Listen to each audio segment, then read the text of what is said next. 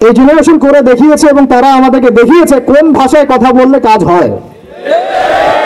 এতদিন তো আমরা বলে আসতাম, তো এই ভাষার কথা বললে আপনারা আমাদেরকে অনেক ত্যাগ দিতেন। ঠিক আছে, দেখেন জালেম জুলুম করলে মাজলুম দাঁড়ায় গেল, এই তো জালেম জুলুম করলে মাজলুম দাঁড়ায় গেল প্রতিবাদের জন্য, প্রতিবাদের ভাষায়। আপনারা আমাকে বলেন তো, জালেমের বিরুদ্ধে মাজলুম যখন দাঁড়িয়েছে তারা কি খালি হাতে দাঁড়িয়েছিল? জালেম যখন দুইটা মাইক দিয়েছে, মাজলুম কি দুইটা মাইক দেয় নাই? জালেমদের অনেকে যখন মাজলুমদের অনেককে শহীদ করেছে, তো জালেমদের দলেও কি কিছু মানুষ মারা যায় নাই? তো এটা কি একটা কনফ্লিক্ট হয়নি রাস্তাঘাটে? তো গণতান্ত্রিক প্রক্রিয়া এই কনফ্লিক্টটাকে আপনি জায়েজ করে নিলেন তো? গণতান্ত্রিক প্রক্রিয়া এই কনফ্লিক্টটাকে আপনি জায়েজ করে নিলেন তো? মাশাআল্লাহ। এই কনফ্লিক্টটাকে যদি আমরা জিহাদ শব্দ বলি, আপনি আমার দিকে তেড়ে আসেন। এখন এই জাহেলিয়াতের সমাজে আল্লাহ পাক এমন একজন মহামানবকে পাঠালেন, একটু কনসেন্ট্রেট করেন, এমন একজন মহামানবকে আল্লাহ পাক এই জাহেলিয়াতের সমাজে পাঠালেন, আইয়ামে জাহেলিয়াতে, মানে আবু জেহেলের যুগে, যিনি মাত্র 23 বছরের ব্যবধানে, কত বছর? মাত্র 23টা বছর দিন রাত অক্লান্ত পরিশ্রম করে ওই জাহেলিয়াতে পূর্ণ সমাজটাকে একেবারে পুরা ইউটার্ন করে একটা আলোকিত সমাজে প্রতিষ্ঠা করে দিয়ে চলে গেলেন। এত বুদ্ধিদীপ্ত সাহাবী, তিনি এত ইন্টেলেকচুয়াল ছিলেন। ভাইরা ভালো করে শুনেন, আমাদেরকে কত বুদ্ধিদীপ্ত হতে হবে। তিনি আগেই মদিনার ইহুদিদের কাছে শুনেছিলেন কোন এক সময় যে শেষ জামানায় একজন নবী আসবেন যার নাম হবে আহমদ। কি নাম হবে? এবং উচ্চ বংশ থেকে আসবে, উচ্চ বংশ থেকে। তার চরিত্রের ব্যাপারে সবাই সার্টিফিকেট দিবে, তার চরিত্র একদম পবিত্র। তো এই সাহাবী এটা শুনেছেন আগেই, কারণ মদিনায় তখন ছিল বনু কুরাইজা, বনু কাইনুকা, বনু নাজির, এই তিনটা গোত্র তারা সেখানে কিন্তু আগে থেকেই ছিল। এবার আসেন, এই ইসলামটার দাওয়াত আমরা দিব, এটাতে আপনারা সবাই এগ্রিড। এখন কথা হচ্ছে এটা আমরা প্রতিষ্ঠা করব কিভাবে? এই তো মূল কথাটা কি, এই দিনটাকে আমরা আমাদের জায়গায় বাংলার জমিনে প্রতিষ্ঠা করব কিভাবে? জরুরি না যে বাংলার জমিনে ইসলামের খেলাফত কায়েম হবে, অন্য কোনো জায়গা হতে পারবে না, এটাও কিন্তু জরুরি না। আল্লাহ পাক চাইলে এই খেলাফত সিরিয়ায় কায়েম করতে পারেন, ফিলিস্তিনে কায়েম করতে পারেন, আল্লাহ পাক চাইলে আরো অন্য কিছুও করতে পারেন। আপনারা সিরাতের আলোকে জানেন, যখন নবী সাল্লাল্লাহু আলাইহি ওয়াসাল্লাম তায়েফে গিয়েছেন এবং তাকে মারা হয়েছে, তিনি ফিরে এসেছেন মক্কায়, তখন কি সাহাবীরা চিন্তা করতে পেরেছিলেন যে কয়দিন পরে আমরা মদিনায় যাব, সেখানে ইসলামিক স্টেট কায়েম হবে? বলেন আমাকে। যখন মক্কায় সাহাবীরা নির্যাতিত হচ্ছেন, যখন নবীজি বলছেন আবিসিনিয়ায় চলে যাও, সেখানে একজন রাজা আছে, তাই না, লা ইউজলামু ইনদাহু আহাদ, তার কাছে কেউ জুলুমের শিকার হয় না, তখন কি সাহাবীরা কেউ কল্পনা করেছিলেন মদিনায় ইসলামী রাষ্ট্র কায়েম হবে? তাই আমরা যেন এই ফিকিরটা শুধু এভাবে চিন্তা না করি যে এতটুকুই জমিন আমাদের, না, পুরো বিশ্বটাই আমাদের। সুবহানাল্লাহ, পুরো বিশ্বটাই আমাদের। আর আমরা আখিরুজ জামানের হাদিসগুলো থেকে এটা স্পষ্ট জানতে পারি যে ইনশাআল্লাহ তাআলা বাইতুল মুকাদ্দাস হবে আমাদের খেলাফত প্রাণকেন্দ্র ইনশাআল্লাহ, এবং আমাদের কন্টিনেন্টে খোরাসান। এটার অনেক ব্যাখ্যা, এটা পরে আপনারা আস্তে আস্তে আসবেন এবং এটা নিয়ে আপনারা আলোচনা শুনেছেন, আমি এটা আশা করি। মূল কথাটা বলে আমি শেষের দিকে, ফিনিশিং এর দিকে যাব, যে আমরা আসলে এটাকে এখন কায়েম করব কিভাবে। এই প্রশ্নটা কি গুরুত্বপূর্ণ না গুরুত্বপূর্ণ? অনেকে অনেকভাবে ব্যাখ্যা করছেন। কেউ বলছেন যে এটা কায়েম করতে হবে অমুক পদ্ধতিতে, কেউ বলছেন তমুক পদ্ধতিতে, কেউ বলছেন যে শুধু দাওয়াতের মাধ্যমে, কেউ বলছেন শুধু জিহাদ, কেউ বলছেন সরাসরি শুধু কিতাল, কেউ বলছেন ডেমোক্রেসি, কেউ বলছেন ভোটাভুটি, কেউ বলছেন বুলেট, কেউ বলছেন ব্যালট। তাহলে আসলে যাবোটা কোথায় এবং সুন্নাহ ভিত্তিক পদ্ধতিটা কি? এটার উত্তর দেওয়ার আগে আমি একটা প্রশ্ন করি আপনাদেরকে। আমাকে আপনারা বলেন যে দিন কায়েম করাটা কি ইবাদত না এটা একটা দুনিয়াবী কাজ? বলেন। আচ্ছা, এখন আমাকে বলেন যে ইবাদত কবুল হওয়ার শর্ত কয়টা? বলেন বলেন। দুইটা বা তিনটা? ঠিক আছে তো ভাই, বলেন, সাহস করেন। দুইটা বা তিনটা, তাই না? প্রথমটা হচ্ছে আল্লাহ পাকের সন্তুষ্টির জন্য হতে হবে। তাহলে আমরা দিন কায়েম করতে গেলে কার সন্তুষ্টি থাকবে আমাদের মাথায়? শুধু এক আল্লাহকে রাজি খুশি করার জন্য দিন কায়েমের চেষ্টা করা, শুধু এক আল্লাহর সন্তুষ্টির জন্য, অন্য কাউকে দেখানোর জন্য না, অন্য কাউকে শোনানোর জন্য না, বা গনিমত পাওয়ার জন্য না, শুধু আমার ক্ষমতা দখল করার জন্য না, শুধু এক আল্লাহকে রাজি খুশি করার জন্য আমার দিন কায়েমের মুভমেন্ট থাকবে। এ জায়গায় কিন্তু অনেকের ইখলাস নষ্ট হয়ে যায়, আন্দোলন ব্যর্থ হয়ে যায়। আমাকে বলেন যে এখন এতদিন যা হলো, এখন যা হচ্ছে, ভবিষ্যতে যা হবে, এখানে পুরো সিস্টেমটার মধ্যে ইখলাস কি এটা ছিল যে আল্লাহর জমিনে আল্লাহর তাওহীদ কায়েম করা? এখন আপনারা বুঝতে পারতেছেন, প্রথম দিন আমরা স্ট্যাটাস দিয়েছিলাম যে পশ্চিমার কোনো সেবা দাসকে আমরা গ্রহণ করব না। এখন আস্তে আস্তে সব বুঝতে পারবেন, কেবল তো শুরু, দেখেন সামনে কি হয়। শোনেন, এই উসুলটা মাথায় রাখেন, যখন একটা কওম জুলুম করতে থাকে, যখন একটা কওম জুলুমের উপর জুলুম করতে থাকে, আল্লাহ পাক তার উপর আরো বড় জালেম চাপায় দেন। এরপরে যখন এই কওমটা মজলুম হয়ে যায়, আল্লাহকে ডাকতে থাকে, আল্লাহর কাছে আত্মসমর্পণ করে, তখন আল্লাহ পাক তার জন্য ওই ফেরাউন থেকে নিষ্কৃতির জন্য মুসা আলাইহিস সালামের মতো মানুষকে পাঠান। এরপর তারা মুক্তির পথে যায়। আবার যখন এই কওম ওই ফেরাউনের কবল থেকে নাজাত পেয়ে বনী ইসরাঈলের উদ্ধত আচরণ শুরু করে, তখন আরো বড় জালেমকে আল্লাহ চাপায় দেয়। আমরা যেন এই ভুল করতে না যাই, আমরা যেন এই ভুলটা না করি।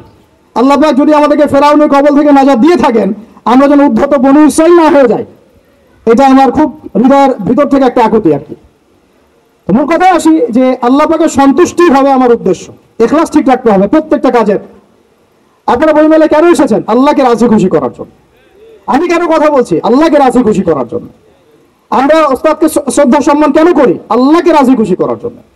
নাকি ওস্তাদ আপনাকে প্রশংসা করবেন সেজন্য, নাকি এখানে আপনি কোনো স্বার্থ পাবেন সেজন্য? শুধু এক আল্লাহকে রাজি খুশি করার জন্য যখন আমরা সবাই কাজ করব, দেখবেন অটোমেটিক্যালি তাওহীদ প্রতিষ্ঠা হয়ে গেছে ইনশাআল্লাহ। আপনারা যখন সিরাত পড়বেন দেখবেন খায়বার যুদ্ধের পরে মদিনা ফেরার পথে আরো দুই একটা যুদ্ধ হয়েছে। ওই দুই একটা যুদ্ধের মধ্যে কিছু ইহুদি ওত পেতে আক্রমণের চেষ্টা করেছিল। সেখানে নবী সাল্লাল্লাহু আলাইহি ওয়াসাল্লামের একজন খাদেম ছিল। সেই খাদেম তীরবিদ্ধ হয়। সাহাবীরা বলতে লাগলো যে মাশাআল্লাহ, এ তো পুরো জান্নাতে চলে যাবে। নবী সাল্লাল্লাহু আলাইহি ওয়াসাল্লামের খাদেম ছিল, তীরবিদ্ধ হয়ে শহীদ হলো। নবীজি বলছেন না, সাল্লাল্লাহু আলাইহি ওয়াসাল্লাম বলছেন না, বরং আমি দেখছি তাকে জাহান্নামের আগুনে জ্বলতে। বলেন আউযুবিল্লাহ। সাহাবীরা অবাক হয়ে জিজ্ঞাসা করলেন, কি কারণে ইয়া রাসূলুল্লাহ? তিনি বললেন, খায়বারের গনিমতের মাল থেকে একটা চাদর সে না বলে নিয়েছিল, এই কারণে। খায়বারের গনিমতের মাল থেকে একটা চাদর সে না বলে নিয়েছিল, জাস্ট এই কারণে। তখন সবাই কিছু কিছু করে জিনিস আনা শুরু করলো, জমা দেওয়া শুরু করলো। একটা মেসওয়াক, একটা ডাল পর্যন্ত মানুষ জমা দিয়ে দিল। নবীজি বলেন, এগুলো ছিল জাহান্নামের অংশ যা তোমরা জমা দিলে। তাহলে আমাদের পুরো মুভমেন্টের উদ্দেশ্য কি হবে বলেন? আজকের আলোচনা সব ভুলে গেলে একটু ভুলে যায় না, আমাদের পুরো উদ্দেশ্যটা কি হবে? শুধু এক আল্লাহকে রাজি খুশি করার জন্য।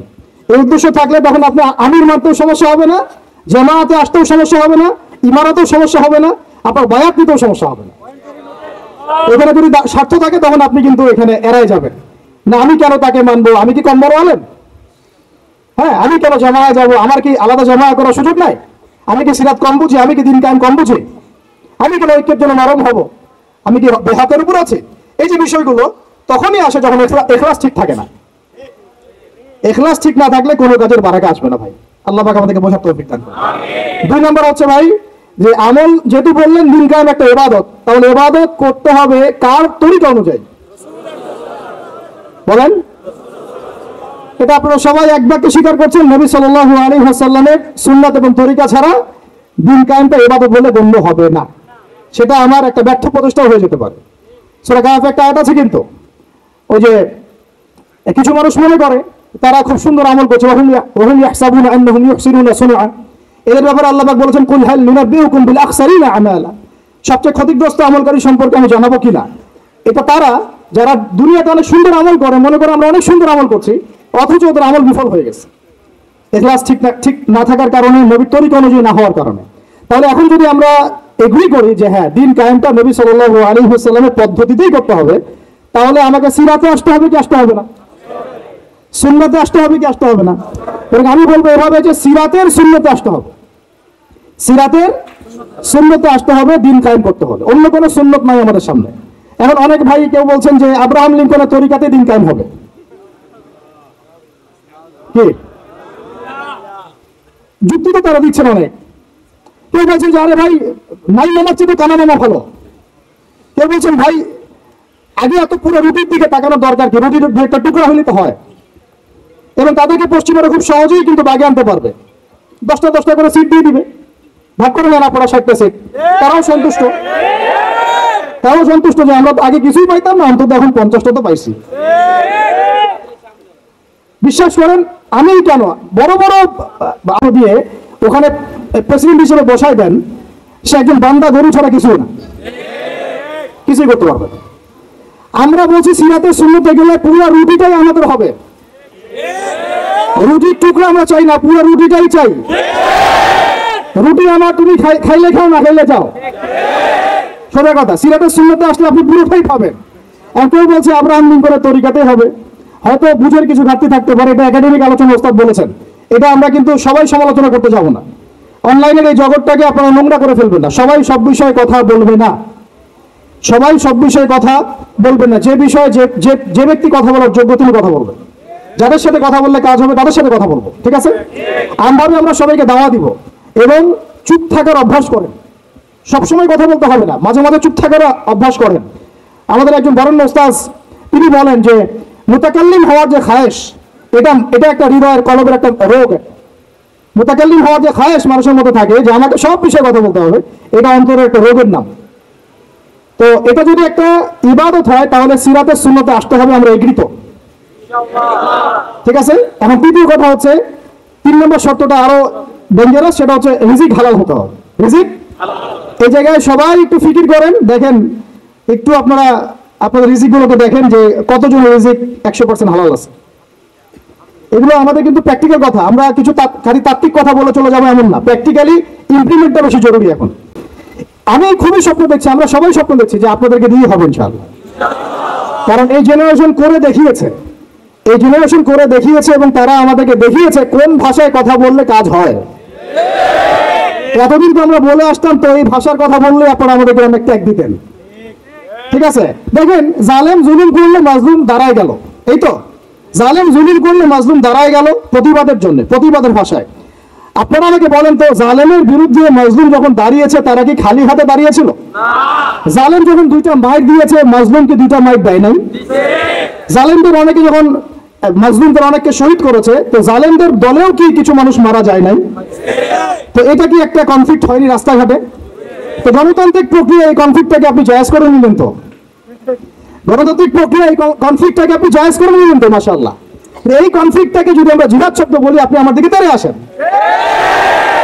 বিষয়টাই না সেম বিষয়, একই বিষয়। আপনি জালেমের এগেইনস্টে দাঁড়াইছেন, মাজলুম জুলুমের শিকার হতে হতে হতে আমাদের ভাই আবু সাইদ জীবন দিল, বুদ্ধরা জীবন দিল, সবার একটা সিম্পথি তৈরি হলো। এখানে আম জনতা, রিক্সা চালক, শ্রমিক, মানে ওলামায়ে কেরাম, কে বাকি ছিল? সবাই তাদের পক্ষে ছিল, তাই না? কেউ লিখেছে, কেউ বলেছে, কেউ মাঠে ছিল। তারা ছিল মাজলুম, দেয়ালে পিঠ থেকে গেছে, তখন তারা কিন্তু হাতে কিছু না কিছু তো উঠিয়েছিল, নাকি কোথায় নাই? উঠিয়ে তারা একটা প্রতিবাদের ভাষা আমাদেরকে দেখিয়েছে, এইভাবে প্রতিবাদ করতে হয়। এই প্রতিবাদটা পরে আপনারা কি এখন বলবেন যে ছাত্র জনতার মধ্যে কেউ জুলুম করেছে? ছাত্র জনতা জঙ্গি, ছাত্র জনতা সন্ত্রাসী, এই সম্বন্ধে একটা সন্ত্রাসী ছিল, ওরা জঙ্গি ছিল, হ্যাঁ ওরা উগ্রবাদী ছিল, কেন বলছেন না এখন আপনারা এই কথাগুলো? আমার প্রশ্ন হচ্ছে, এখন এই কথাগুলো আপনারা কেন বলছেন না? কারণ আপনারা বুঝতে পারছেন তারা ন্যায্য কাজটাই করেছে। যখন জালেম জুলুম করতে করতে করতে মাজলুমকে একদম দেয়ালে পিঠ ঠেকিয়ে দেয়, তখন মানুষকে হামাস হতে হয়, তখনই বিভিন্ন জিহাদি সংগঠনের অস্তিত্ব আসে, তখনই কিন্তু খোরাসান স্বাধীন হয়। তো এখন আমরা বাংলাদেশেও বুঝতে পারছি যে হ্যাঁ, তখনই কিন্তু ছাত্র ভাইরা হাতে প্রতিবাদের ভাষা উঠিয়ে নিয়েছিল। তো এটাকে গণতান্ত্রিক প্রক্রিয়া আপনারা জায়েজ করছেন, ঠিক আছে, এটা কোনো সমস্যা না, এটা ভালো, ওরা প্রতিবাদ করেছে, ওদেরকে আমরা কিন্তু খারাপ বলতে পারি না। কেউ বলছে খারাপ? এই একই স্লোগান যদি সিরাতের সুন্নতে আমরা বলি যে দাওয়াতের সাথে জিহাদ লাগবে, তখন তো তেরে আসবেন আমাদের দিকে, আসবেন না? আসবে। আপনারা লিখে নেন আমার কথাগুলো, এই একই জিনিসটাই, এই প্রতিবাদের এই ভাষাটাই যখন আপনি দাওয়াতের সাথে জিহাদ শব্দ ইউজ করবেন, আপনাদেরকে তেরে আসবেই। এবং এখন যাদের পা ধরা হচ্ছে, তারা তো পুরো বিশ্বব্যাপী এটাকে মিটিয়ে ফেলার মিশন নিয়েছে। আপনারা কি মনে করছেন যে তারা আমাদের প্রতিবেশীর চাইতে আমাদের বন্ধু হয়ে যাবে? কখনো, কোশ্চেন গেলেও না। এটা জেগে জেগে স্বপ্ন দেখছে তারা। তো আল্লাহ পাক তাদেরকে সহিহ সমাজ দান করেন। আমি সবসময় আমরা সবকিছু করবো না, আমরা তো পরিবেশ পরিস্থিতি বুঝে ইনিশিয়েটিভ নিব, তাই না? সিরাতের কোন অংশকে আপনি বাদ দিতে পারেন না, তো একটা অংশকে বাদ দিয়ে দিবেন, একটা অংশ নিবেন, দিনের কিছু অংশকে রাখবেন, কিছু রাখবেন না, এটা তো ইসলাম হলো না। যখন যেটা ইমপ্লিমেন্ট করার অবস্থা সৃষ্টি হবে তখন সেটা করতে হবে, এটাই তো ইসলাম। আর আমরা দেখলাম যে কোন ভাষায় কথা বললে দাবি আদায় করা যায়। আর একটা ভাষা আছে বাংলাদেশে দাবি আদায় করার, কিছু হইলে শাহবাগে চলে যাওয়ার। তো মাঝে মাঝে আমরা বাসায় একটু মশকরা করি যে তোমার কিছু লাগবে, কেন কিছু লাগলে চলো শাহবাগে যাই, দাঁড়ালেই আমাদেরকে ইয়ে দিবে আর কি, মানুষ বাহবা দিবে, আমার দিকে জনসমর্থন তৈরি হবে। তো মূল জায়গায় আসে ভাই, যে এখন আপনাদের সাথে এই ব্যাপারটা আমার ক্লিয়ার যে এটা একটা ইবাদত, এটাকে করতে হবে সিরাতের সুন্নতে, তাই তো? আর সিরাতের সুন্নতে করতে গেলে আপনাদেরকে সিরাত পড়তে হবে কিনা ভাই? আমাকে বলেন যে সিরাতের 40 থেকে 50টা কিতাব আছে এখন যদি আপনারা ঘুরে দেখেন। আলহামদুলিল্লাহ আমার বাসায় মোটামুটি সবগুলোই আছে এবং সিরাতের একজন গভীর ছাত্র আমি। সিরাতের 10টা কিতাব কারা কারা পড়েছেন হাত তোলেন? কমপক্ষে 10টা। আচ্ছা 10টা বেশি বলে ফেলছি, 5টা সিরাতের বই কারা কারা পড়েছেন? মাশাআল্লাহ। একটা পড়েছেন কারা কারা ভাই? একটা, অন্তত একটা। একটা কিতাবের নাম বলছি, খুব পাতলা একটা কিতাব, সিরাতে খতামুল আম্বিয়া, কয়জন পড়েছেন? আর রাহিকুল মাকতুম কয়জন পড়েছেন? নবীর রহমত কয়জন পড়েছেন? এরকম অনেক কিতাব আছে। সিরাতের বই না পড়লে ভাই তরিকা বোঝা যাবে না। তরিকা সবসময় আপনাকে সবকিছু ধরায় দিতে হবে কেন? আপনি নিজেই বুঝে নেন কোনটা তরিকা, তখন আমি বললে আপনি বুঝে ফেলবেন কত কি। এখন আমি খুব সংক্ষেপে আপনাদেরকে বলছি যে দেখেন তরিকাটা কেমন ছিল। নবী সাল্লাল্লাহু আলাইহি ওয়াসাল্লাম, একটু মনোযোগ দেই ভাই, এটা আমার আলোচনার শেষ পার্ট, ঠিক আছে? নবী সাল্লাল্লাহু আলাইহি ওয়াসাল্লাম এমন একটা যুগে ছিলেন যে যুগটা ঠিক আমাদের মতোই, একেবারে হুবাহু না হলে 19 আর 20। যেমন উনি এমন একটা যুগে জন্ম নিয়েছিলেন যে যুগটার মধ্যে 5টা মৌলিক সমস্যা ছিল। কয়টা? এবং এই যুগ থেকে আপনারা আইয়ামে জাহিলিয়াত বলে গালি দেন, তাই তো? এবং সেকুলার রামবামরাও বলে এটা আইয়ামে জাহিলিয়াত। কেন বলি আমরা? কারণ ওই সমাজে শিরক ছিল। কি ছিল? এখন আপনি আমাকে বলেন এই সমাজের মধ্যে শিরক আছে কিনা? ওখানে লাত উজ্জা হবল মানবের ইবাদত হয়েছে, এখন তো বিভিন্ন ভাস্কর্যের পূজা হয়েছে, হয় নাই? ছবি সংস্কৃতি হয়েছে, মূর্তি সংস্কৃতি হয়েছে। এখানে একটা আমার দুঃখের কথা একটু বলেই ফেলি যে অনেকে বলেছেন যে মাদ্রাসার ছেলেদেরকে মন্দির পাহারা দিতে ইত্যাদি ইত্যাদি। আমি এটার সাথে একমত না। এটার সাথে আমি ব্যক্তিগতভাবে বলছি আর কি, আমি একমত না। কারণ বাংলাদেশে অমুসলিম প্রশাসন আছেন, তাদেরকে ডিউটি দেওয়া যায়। আমি তো এটাও পক্ষপাতী না যে একজন মুসলিম অফিসার ওখানে গিয়ে মূর্তি পাহারা দিবে। আর মাদ্রাসার ছেলেরা কি কারণে ওখানে গিয়ে পাহারা দিতে যাবে? এই যে একবারই বেশি দরদ দেখানো, এটা আমাদের মনে হয় ভালো হচ্ছে না। আর আমরা যত জিনিস দিই না কেন, তারা আমাদেরকে কখনো স্বাধীনতা দিবে না। এগুলা বাদ দেন, এগুলোর দিন শেষ। সরাসরি কথা বলতে হবে। কই, তারা তো পাকিস্তানের বাদ ছাড়তে পারে নাই, তারা তো চায়নার বাদ ছাড়তে পারে না, তারা তো অন্যান্য ইভেন নেপালেরও বাদ ছাড়তে পারে না। তাহলে এই যে তিস্তার বাদ আর এই বাদগুলো এত সহজে ছাড়ে কিভাবে? ব্যাপারটা তো এখানে ফয়সালা হবে না যে ছেড়ে দিল, বন্যা হয়ে গেল, আমরা ত্রাণ দিলাম, ফখর করলাম কে কত টাকা ত্রাণ দিয়েছে। ত্রাণ দিয়েছে ঠিক আছে, আলহামদুলিল্লাহ। আমার মূল জায়গা হচ্ছে সে যেন পানি ছাড়তে না পারে এরপর থেকে। এটা ছিল আমাদের মূল কথা। কিন্তু এই জায়গায় কি আমরা কাজ করলাম? আমরা ত্রাণ দিলাম, আলহামদুলিল্লাহ, ঠিক আছে, কিন্তু আমরা কিন্তু ওই জায়গায় গেলাম না যে এরপর থেকে যেন এই বাদ খোলার সাহস তারা না পায়। তো মূল জায়গায় আসে আল্লাহ পাক আমাদেরকে আমল করার তৌফিক দান করেন। আমি প্রথম সমস্যাটা ছিল আইয়ামে জাহিলিয়াতে, যে ওই যুগে শিরক ছিল, এটা ছিল মূল কথা। আইয়ামে জাহিলিয়াত কেন বলছেন? ওই যুগে কি ছিল? এখন বিশ্বাস করেন আমাদের বাংলার মাটিতে ধর্মীয় অঙ্গনে শিরক আছে, কবর পূজা, মাজার পূজা আছে না?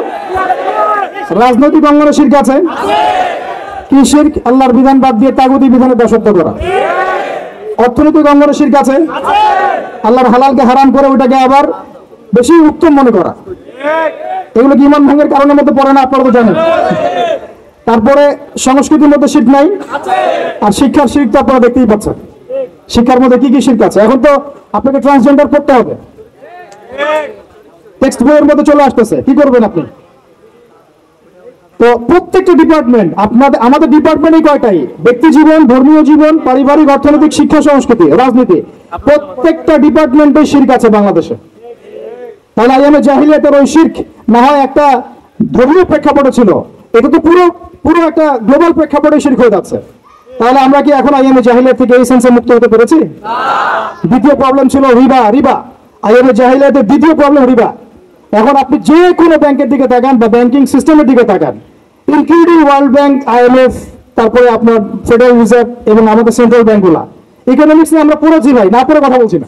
ইকোনমিক্স আমাদের ইউনিভার্সিটির সাবজেক্ট। একেবারে ভিতরে গোড়ায় শিরক আছে, সুদ আছে। কি আছে?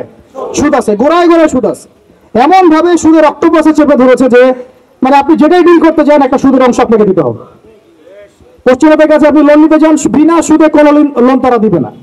বরং আমরা দেখেছি খোরাসান স্বাধীন হওয়ার পরে তাদের যে রিজার্ভ ছিল ওটা তারা জব্দ করেছিল। আর আপনারা তো অনেকে জানেন যে তারা এখন কারেন্সির দিক থেকে অনেক উন্নত হয়ে গেছে। কেউ কি কখনো জিজ্ঞাসা করেছেন বা প্রশ্ন তুলেছেন যে কি ফর্মুলা তারা ইমপ্লিমেন্ট করেছেন? তারা কিন্তু ডাবল কারেন্সি চালান, তাদের দেশে ডাবল কারেন্সি চলে, জাকাত ভিত্তিক অর্থনীতি চলে, এবং সব দুর্নীতি তারা বন্ধ করেছেন, এবং যত কালো টাকা এগুলোকে সাদা করে ফেলেছেন। তো এই বিষয়গুলো কি ইসলামের মধ্যে নাই? কিন্তু এর ইমপ্লিমেন্ট বাংলাদেশে বিগত 70 বছরে হয় নাই। যতবারই স্বাধীন হয়েছেন আপনারা, এই ইমপ্লিমেন্ট হয় নাই যে সুদবিহীন অর্থ ব্যবস্থা চালু করা কেউ করতে পারে নাই। হ্যাঁ, কিছু মানুষ চেষ্টা করেছেন, স্বীকার করি, তাদেরকে আমরা শ্রদ্ধা করি, সম্মান করি, তাদের প্রচেষ্টাকে আমরা সাধুবাদ জানাই, কিন্তু যতক্ষণ পর্যন্ত শেকড় পরিবর্তন হবে না, ডালপালা ছাঁটে লাভ নাই। আমাদের একটা সাইকোলজিক্যাল সমস্যা হচ্ছে আমরা সবসময় ডালপালা নিয়ে আলোচনা করি। আজকে কাদিয়ানী মুভমেন্ট, কালকে অমুক, কালকে তমুক, হ্যাঁ, কালকে এই ট্রান্সজেন্ডার, তারপরে সমকামিতা ইত্যাদি একটা ইস্যু নিয়ে আমরা আলোচনা শুরু করি, একদম অনলাইন কাঁপায় ফেলি। কিন্তু ডাল যদি ছেটেও ফেলেন, শেকড় যদি পচা থাকে, ওই শেকড় থেকে কি আপনি বিশুদ্ধ কোনো ফল পাবেন? আমরা যে দাওয়াতের কথা বলি সেটা হচ্ছে পুরো শেকড়টাকেই লা ইলাহা ইল্লাল্লাহ এইটা প্রতিষ্ঠা করা, সেটা আবার মুহাম্মদুর রাসূলুল্লাহ তরিকা অনুযায়ী। এই কালিমা পূর্ণ হবে তখন সিরাতে সুন্নতে সাল্লাল্লাহু আলাইহি ওয়াসাল্লাম। এটা একটা বড় সমস্যা ছিল, যেখান থেকে এখন পুরো বিশ্ব বের হতে পারে নাই। তাহলে আমরা এখনো জাহিলিয়াতের এই মরণ থাবার মধ্যেই কিন্তু আছি। 3 নম্বর ছিল মাদক। বলেন, আপনারাই বলেন, এই মাদক থেকে কি আমরা বের হতে পেরেছি কিনা? আমরা তো অনেককে দেখি ইফতার করেও সিগারেট টান দেয়। তো আরো বড়, এখন এই অঞ্চলগুলোতে আপনারা তো জানেন ভালো করে আমার চেয়ে, মাদকের কি সয়লা। হ্যাঁ, অনেক বড় বড় কোটিপতি শিল্পপতি হয়েছে ইয়াবার ব্যবসা করে, আবার জাকাতও দেয়, আবার এদিকে হজও করে, উমরাও করে। তো সুদ দেখেন, সুদ, ঘুষ, দুর্নীতি, দুর্নীতি ছাড়া কোন সেক্টরটা টিকে ছিল? ঘুষ ছাড়া কোথায় চাকরি হয়েছে? সুদ ছাড়া কোন ব্যাংকিং সিস্টেম চলে? তাহলে সেই হারাম অর্থনীতি থেকে আমরা তো বের হতে পারি নাই। আমি জাহিলিয়াতের মধ্যে আছি এবং মাদকের মানে ভয়াল থাবার মধ্যে আছে। ইয়াং জেনারেশনের বেসিক সমস্যাই মাদক এখন, কারণ তারা একটা সময় পর্যন্ত অন ইসলামিক লাইফ লিড করে, গার্লফ্রেন্ড অ্যাফেয়ার্স, এটা গান বাজনা করতে করতে হতাশ, শেষমেশ মাদক। ওখানে গিয়ে লক্ষ লক্ষ ছেলে বাংলাদেশে মাদকাসক্ত হয়ে আত্মহত্যা করেছে। হয়তো লক্ষ লক্ষ না হলেও পরিসংখ্যানটা কাছাকাছি হবে। তো এই সমস্যাটা থেকে আমরা কিন্তু বের হতে পারি নাই। আরেকটা ছিল জাহিলিয়াতের সমস্যা, নারী জাতির অবমাননা। এটা থেকে কি বের হতে পারছে জাতি? বলেন, নারী জাতির আমাদের একটু আগে এক বোনের কথা আসলো, তাহলে আমাদের বোনটা কি এখনো সেফ? একটা প্রসঙ্গ শব্দ উঠে আসছে না, গুম। এখন আসলে ব্যাপারটা এমনই হয় যে আপনি তো তখন কোনো প্রতিবাদও করতে পারবেন না, একেবারে আতর্কিত হামলার মতো হুট করে 1 মিনিটের মধ্যে উঠাই নিয়ে চলে গেল, কিছুই বলার নাই, কিছুই করার নাই। সাথে সাথেই হ্যান্ডকাফ, চোখ বেঁধে ফেলা এবং জোরে জোরে গান ছেড়ে দেয় আর কি, যাতে আপনার মাইন্ডটা ফ্রেশ থাকে, নাউযুবিল্লাহ, মানে আপনি যেন রিল্যাক্স ফিল করেন, ভয় না পান। তো এই যে একটা ভীতিকর অবস্থা, যখন তখন যাকে তাকে উঠে নিয়ে যাচ্ছে, এখান থেকে তো মেয়েরাও রেহাই পেল না, তখন তাহলে সত্যি কি আমরা আমাদের দিনী বোনদেরকে সিকিউর করতে পেরেছি? ইভেন আমরা তো ভাইদেরকেও সিকিউর করতে পারি নাই। যেমন উস্তাদ করা হবে বললেন, এরপর থেকে এরকম করতে আসলে হাত ভেঙে দেওয়া হবে, এরপর থেকে এরকম গোপন অভিযান চালাতে আসলে প্রতিবাদ করা হবে ইনশাআল্লাহ। কারণ যদি একজন মানুষ অপরাধ করেই থাকে, আপনি সরাসরি মামলা দায়ের করে তার বিরুদ্ধে ব্যবস্থা নেন। এভাবে হুটহাট করে রাতের অন্ধকারে উঠাই নিয়ে চলে যাবেন, কোথায় রাখবেন কেউ জানবে না, কি খাবে না খাবে তার ঠিক ঠিকানা নাই, লাশ ধোয়া চোখের মধ্যে শুয়ে থাকবে।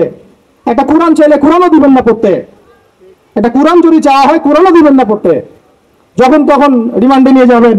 নির্যাতন তো ওটা বাদ দিলাম, কারণ আমরা বলতে চাই না, এই কারণে আমরা অনেক ভাইদের কুরবানির যে ইতিহাস শুনেছি, গল্প কারগুজারি শুনেছি, তার বিপরীতে এই বিষয়গুলো নিয়ে আমার ব্যক্তিগতভাবে কথা বলতে লজ্জা লাগে। তাদের এত বড় বড় কুরবানি আছে যে আমরা এগুলো নিয়ে কথা বলতে লজ্জা পাই। ঠিক আছে, তো এতটুকু শুধু ইঙ্গিত দিব যে এগুলোর পিছনে যতটা না রাম বাম আর নাস্তিক মুরতাদেরা দায়ী, তার চেয়ে বেশি দায়ী ছিল এক শ্রেণীর দাড়ি টুপিওয়ালা মানুষ। এতটুকু বললাম, আর কিছু বলতে চাই না, কারণ আমরা চাই কিছু আজ আর পরকালের জন্য থাক, আর কথা হচ্ছে আমরা কিন্তু আমাদের ভাই বোনদেরকে সিকিউর করতে পারছি না। আমাদের ভাইরা এখনো ওই মাদক আর নারী জাতির অবমাননার মধ্যেই থেকে গেছেন। আর এখন বেহায়াপনা, এই আপনার জেনা, ব্যভিচার, পর্নোগ্রাফি, মেয়েদেরকে অনেকে বলেন জীবন্ত তো এখন দাফন করা হয় না, আমি বলি মেয়েদেরকে এখনো গর্ভে মেরে ফেলা হয়। মেয়েদের প্রতি এখনো সমাজ সেইভাবে সাম্য প্রদর্শন করছে না। অনেক অনেক আমাদের মতো মানুষ অনেকে মেয়ে সন্তান হলে মুখটা কালো করে ফেলছেন। এগুলো তো ইসলামের শিক্ষা না। তো মেয়েদেরকে অবমাননার জায়গা থেকে বের করতে হবে।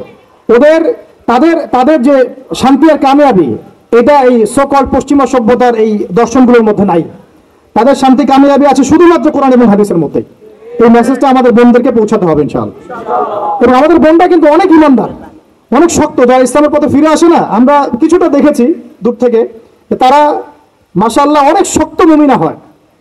তার ধার কাছে হয়তো আমরা যেতে পারি না, জানেন। এইরকম আমি রিকোয়েস্ট করি আপনাদেরকে যে আপনারা তো বিয়ে শাদী করবেন, শুধু দিনদারিতাকে প্রাধান্য দিয়ে বিয়ে করেন ভাই। অন্য বিষয়গুলো টেম্পোরারি, আপেক্ষিক। একে খাস দিলে দোয়া করলাম, ঠিক আছে। দিনী বোনদেরকে দিনদারিতার ভিত্তিতে আপনারা আপনাদের সহধর্মিনী বানান, অন্য কোনো বিষয় দেখতে চান না। হ্যাঁ, থাকলে তো আলহামদুলিল্লাহ ভালো, কিন্তু এটা সবচেয়ে বেশি জরুরি বিষয় না। সবচেয়ে বেশি জরুরি বিষয় দিনদারিতা, পরহেজগারিতা, ঈমান। আল্লাহ পাক আপনাদেরকে সেই রকম মুমিনা নারী আপনাদের তাকদীর আল্লাহ পাক নসিব করে না। এরকম মুমিনা নারী পাইলে দেখবেন যে একাই সারা দেশ কাঁপায় ফেলবে ইনশাআল্লাহ। ইতিহাস আছে এগুলোরও, আছে তো নাকি? একটু প্রশংসা করলাম, যদি লাইভে দেখে বাসায় গিয়ে ভালো খাওয়া দাওয়া দিবে আর কি। মাঝে মাঝে তো না খেয়ে বেরোতে হয়, ঠিক আছে। বড় মুশকিল ভাই। এখন আপনারা ঢুকে নাকি এই লাইফে, তারপরে বুঝবেন ইনশাআল্লাহ, ঠিক আছে। আল্লাহ পাক আপনাদের সবার যেন একটা সালামতের জিন্দেগি দান করে। কিন্তু নারীর অবমাননার ওই জাহিলিয়াত থেকে কিন্তু আমরা বের হতে পারি না। আর একটা হচ্ছে, এটা আরো মারাত্মক, গোত্রীয় হানাহানি ছিল প্রকট আইয়ামে জাহিলিয়ায়, ছিল না? গোত্রীয় হানাহানি একদম প্রকট আকারে ধারণ করা ছিল আইয়ামে জাহিলিয়াতে। আমাকে বলেন, এটা এখনকার বিশ্বে বা দেশে কি বাদ হয়েছে কিনা? এখন এটা পলিটিক্যাল হানাহানিতে রূপ নেয় নাই? বৈশ্বিক হানাহানিতে রূপ নিয়েছে না? তাহলে ওই যুগে, যে যুগে নবী সাল্লাল্লাহু আলাইহি ওয়াসাল্লামকে আল্লাহ পাক পাঠিয়েছেন, সেই যুগে যে জাহিলিয়াত গুলো ছিল, এখন গ্লোবাল পার্সপেক্টিভে এই জাহিলিয়াত গুলো এখনো আছে, বরং তার চেয়ে আরো বড় মাত্রায় আছে। তখন সুদ ছিল একটা নির্দিষ্ট জায়গায়, এখন ওয়ার্ল্ড ওয়াইড। তখন আপনার জেনা ছিল একটা নির্দিষ্ট জায়গায়, নির্দিষ্ট পরিসরে, এখন পর্নোগ্রাফি দিয়ে একেবারে ফোনে ফোনে। এই ফোনের ওজন কম, কিন্তু কিয়ামতের মাঠে এর ওজন বোঝানো খুব কঠিন হবে। এই ফোনের ওজনটা কম, কিন্তু কিয়ামতের মাঠে এই ফোনের গুনাহের জবাব দেওয়ার যে বিচার, এটা অনেক কঠিন হবে। আল্লাহ পাক আমাদেরকে তাকওয়া অবলম্বন করার তৌফিক দান করেন। বিনা প্রয়োজন ইউজ করবেন না, আপনার যতটুকু প্রয়োজন ততটুকু। এখন এই জাহিলিয়াতের সমাজে আল্লাহ পাক এমন একজন মহামানবকে পাঠালেন, একটু কনসেন্ট্রেট করেন। এমন একজন মহামানবকে আল্লাহ পাক এই জাহিলিয়াতের সমাজে পাঠালেন, আইয়ামে জাহিলিয়াতে, মানে আবু জেহেলের যুগে, যিনি মাত্র 23 বছরের ব্যবধানে, কত বছর?